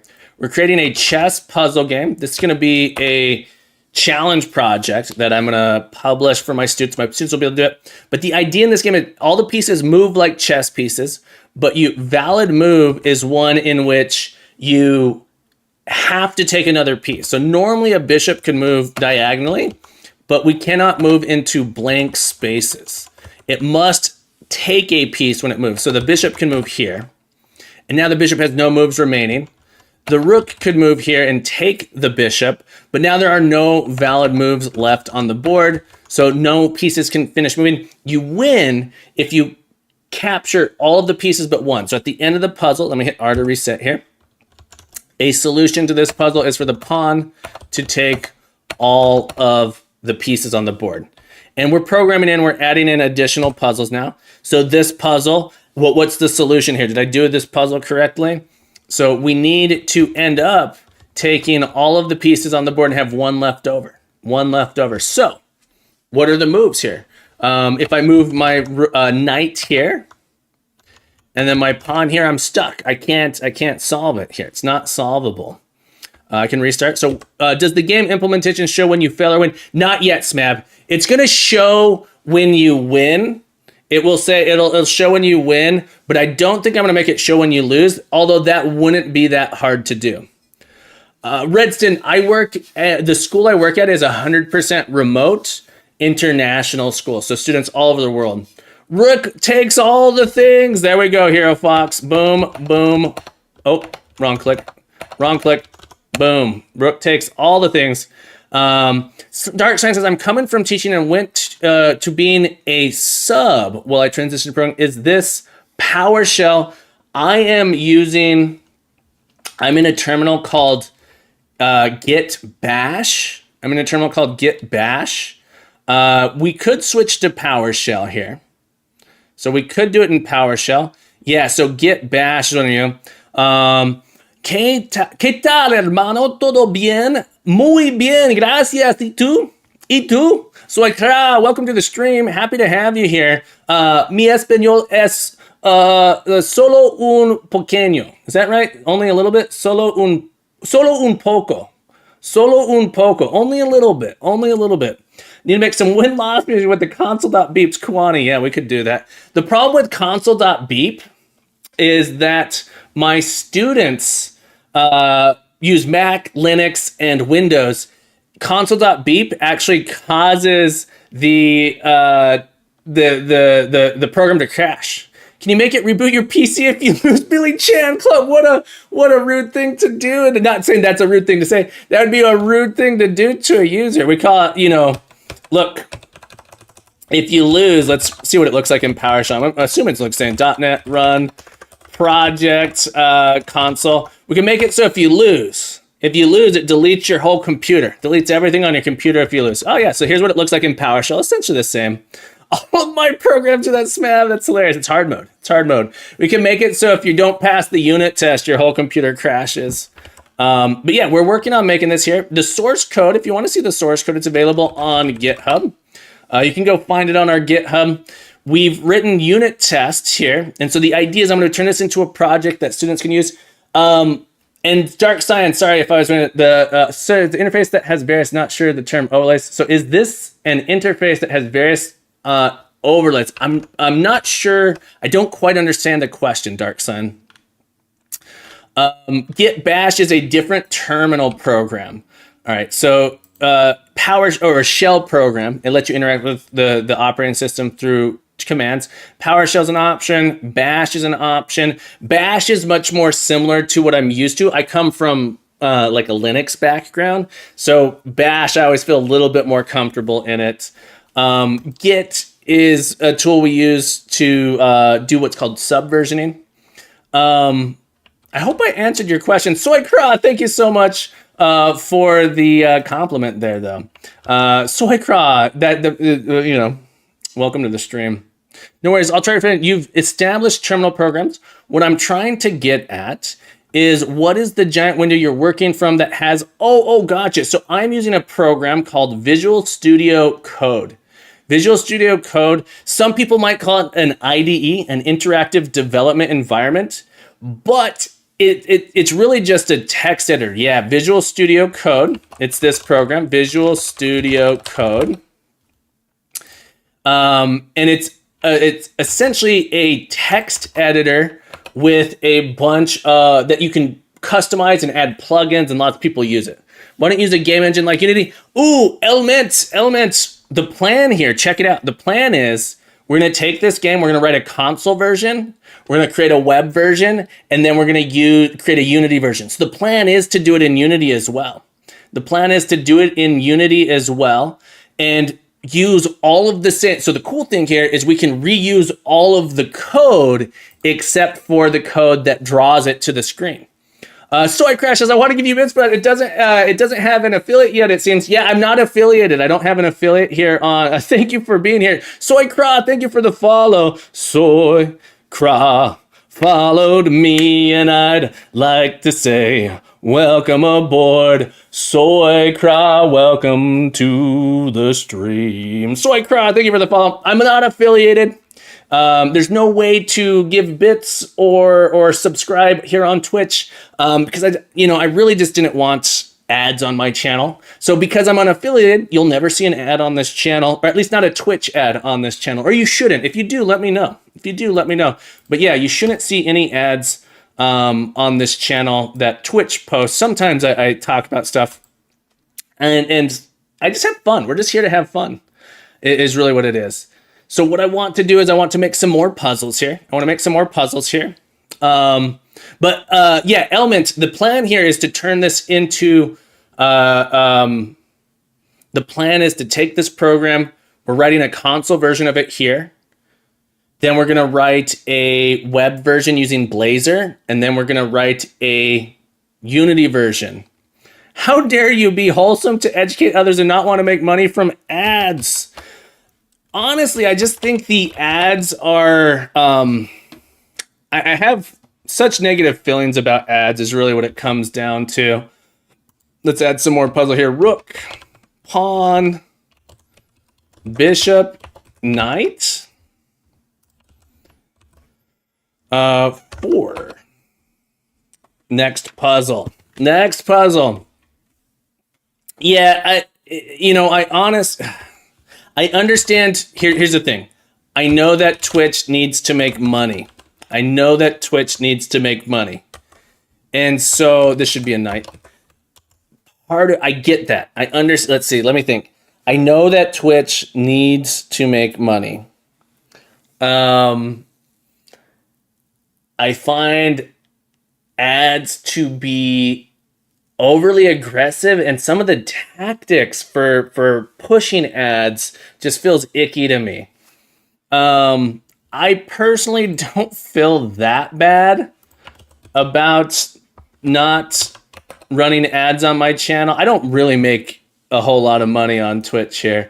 I sold 72 hours worth of lessons last year. So I sell lessons on Twitch.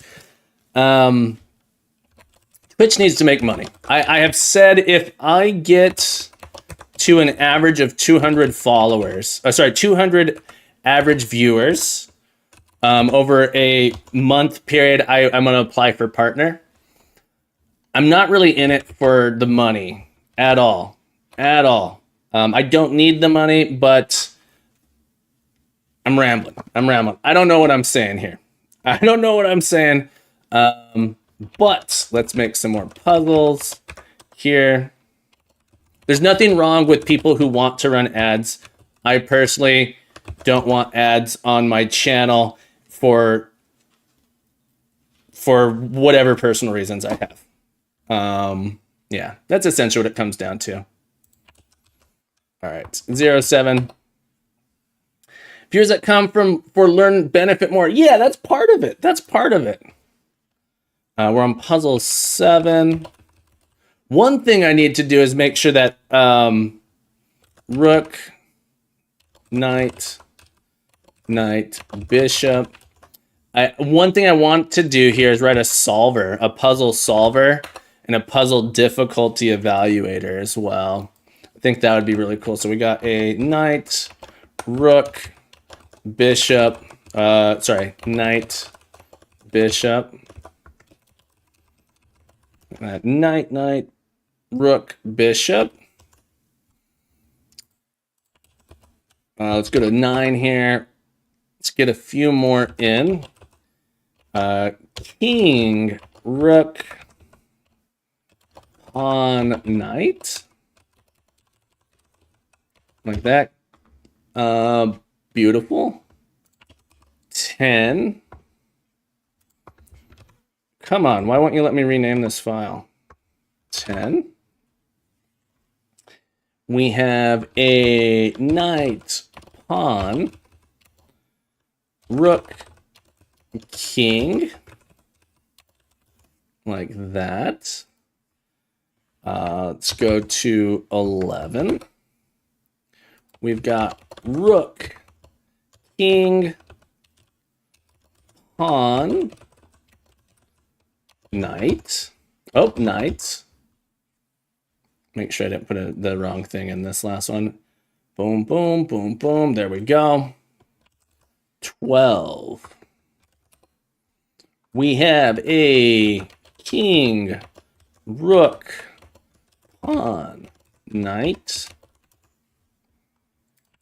13. 13.txt. We have a knight, queen, rook, pawn. 14. We have a queen, pawn,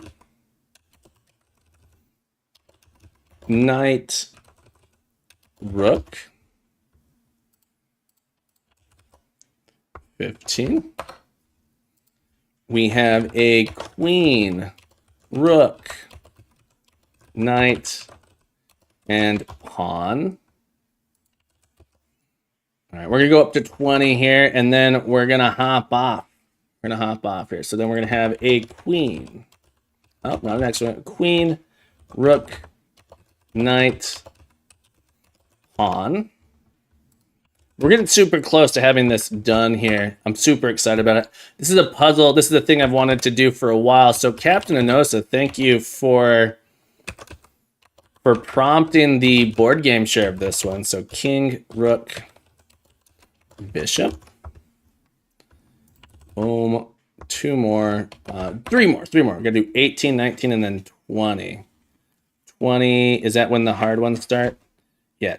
21 is is intermediate. All right, so we're on 18. We have a king. We have a rook. We have a pawn. We have a bishop.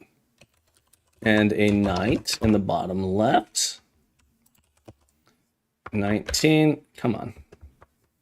19. We have a pawn. Knight, king. Are you pulling these boards from somewhere or just making them up, hoping they're solvable for Dark Sin? Dark Sin, I have a book. I have a book of these puzzles. Good question. Good question. So this project was inspired by this. So this is what I'm saying. I'm feeling a little bad about using these. I can't commit these to the repository because these are copyright. I'm not allowed to take these puzzles. This particular game concept is certainly not copyrightable. So I'm not going to be able to publish these. This is why I want to write an exercise. It's still a good exercise, yeah. As a dev, both of those options are completely possible. Billy Chan, what options are completely possible? Making them up from scratch? Yeah, so we're on puzzle 19 here. Yeah, I was just doing them so fast. I'm sure you're going like, wait, what's happening here? What's happening here? Copying or making it up, yeah. Generating these wouldn't be that hard. You would, so we should actually be able to generate solvable ones without too much difficulty. But they might be of suspect quality. They might be of suspect quality. So what you do is you place a piece on the board. So you start at the end state. So here's how we could generate it. So let's start at 21. Place a piece on the board. All right, so we'll put a pawn there. This pawn had to come from somewhere. All right, so we can put a king here. Okay. Now we either move the pawn or king backwards. All right, so maybe the king took a rook. All right. Maybe the rook took a bishop. Maybe the bishop can't do anything now. Bishop can't do anything now. Maybe the king took a queen. Okay. And maybe a rook took a knight. And maybe the knight took a pawn. So now we have a solvable puzzle. The quality of this puzzle is suspect. So check it out. It's the queen can just go queen, queen. The queen can take all the pieces here. So the queen goes down, left, down, right, up, pawn. So the queen here, this is what I'm saying, the quality of this type of puzzle is debatable. Because there's more than one solution. So the idea would be, can we write a puzzle that has one solution but many pieces on the board? And I think that is a little bit harder to do. So I don't know if that made sense. Did we actually put puzzle 20 in here? I just wanted to get 20 puzzles in so we have adequate test. Knight, pawn, king, bishop, rook. Yeah. All right, so let's close all of this. Maybe if you see it like that could help. Yeah, I don't, it's an interesting idea. So how do you gauge a level of difficulty, right? So how is difficulty evaluated in a solution? I come to my game state here. I kind of want to have like a game selector. Our max puzzle now is 20. So we should now be able to cycle through 20 different puzzles. So now we have 20 different puzzles we can select from. It doesn't show which puzzle we're on. The other thing is when we finish a puzzle, I want it to go to the next puzzle here. Unfortunately, we're out of time for today. I got about 4 minutes left. But let's get this committed. Here. Add Billy Chan Club. Thank you so much for the follow, Billy Chan Club followed me today. We got the Billy Chan Club following Captain Billy. Welcome to the crew. Maybe we're better than a 5x5 board for first puzzles. Element. We can have a board up to 26 wide. You're cool, and I like you. I like you, Billy. I like you. The board can be up to 26 by 26, so we can make some really strange puzzles in this. Also, adding a puzzle editor would be really cool as well. I have a lot of ideas. We want to add get status, get commit -m chore implement Implement basic game state program. So this is pushed up. If you guys want to check out this project, you can find it on the GitHub. The link right there, Chess Puzzler. Before we hop off, I want to encourage you, I want to invite all of you to join the Discord. Captain Coders Academy is a place for learning. It's a place for coding. It's a place for growing, for educators and wanting to learn. Everyone we got a lot of game devs over there. We do Unity development. We do Godot development. We do a bunch of different stuff here. If you want to sponsor us, we just got approved for sponsorship on GitHub, where you can become a sponsor, and you can also donate on Ko-fi, help Captain Coders Academy do fun, cool stuff. We're going to get out of here, though. But thank you guys so much for hanging out with me. This has been so much fun. I appreciate you very, very much. Let's see, who do we want to raid today? Let's see, who do we want to raid today? We can go to game dev. We could go to art. We could go to gameplay. Let's see, who do we have? Moa is more. Oh, I bet they're playing Game Jam games. Captain Anosa, Twitch chat to Godot interaction. Captain Anosa inspired this project, so let's go raid Captain Anosa. Been going for 2 hours. We're gonna raid Captain Anosa, everybody. All right, everybody. Thank you so much for hanging out. Captain Anosa is working on getting to affiliate. See this number down here? 25 followers. We gotta bump that up. Give him some love when we get over there.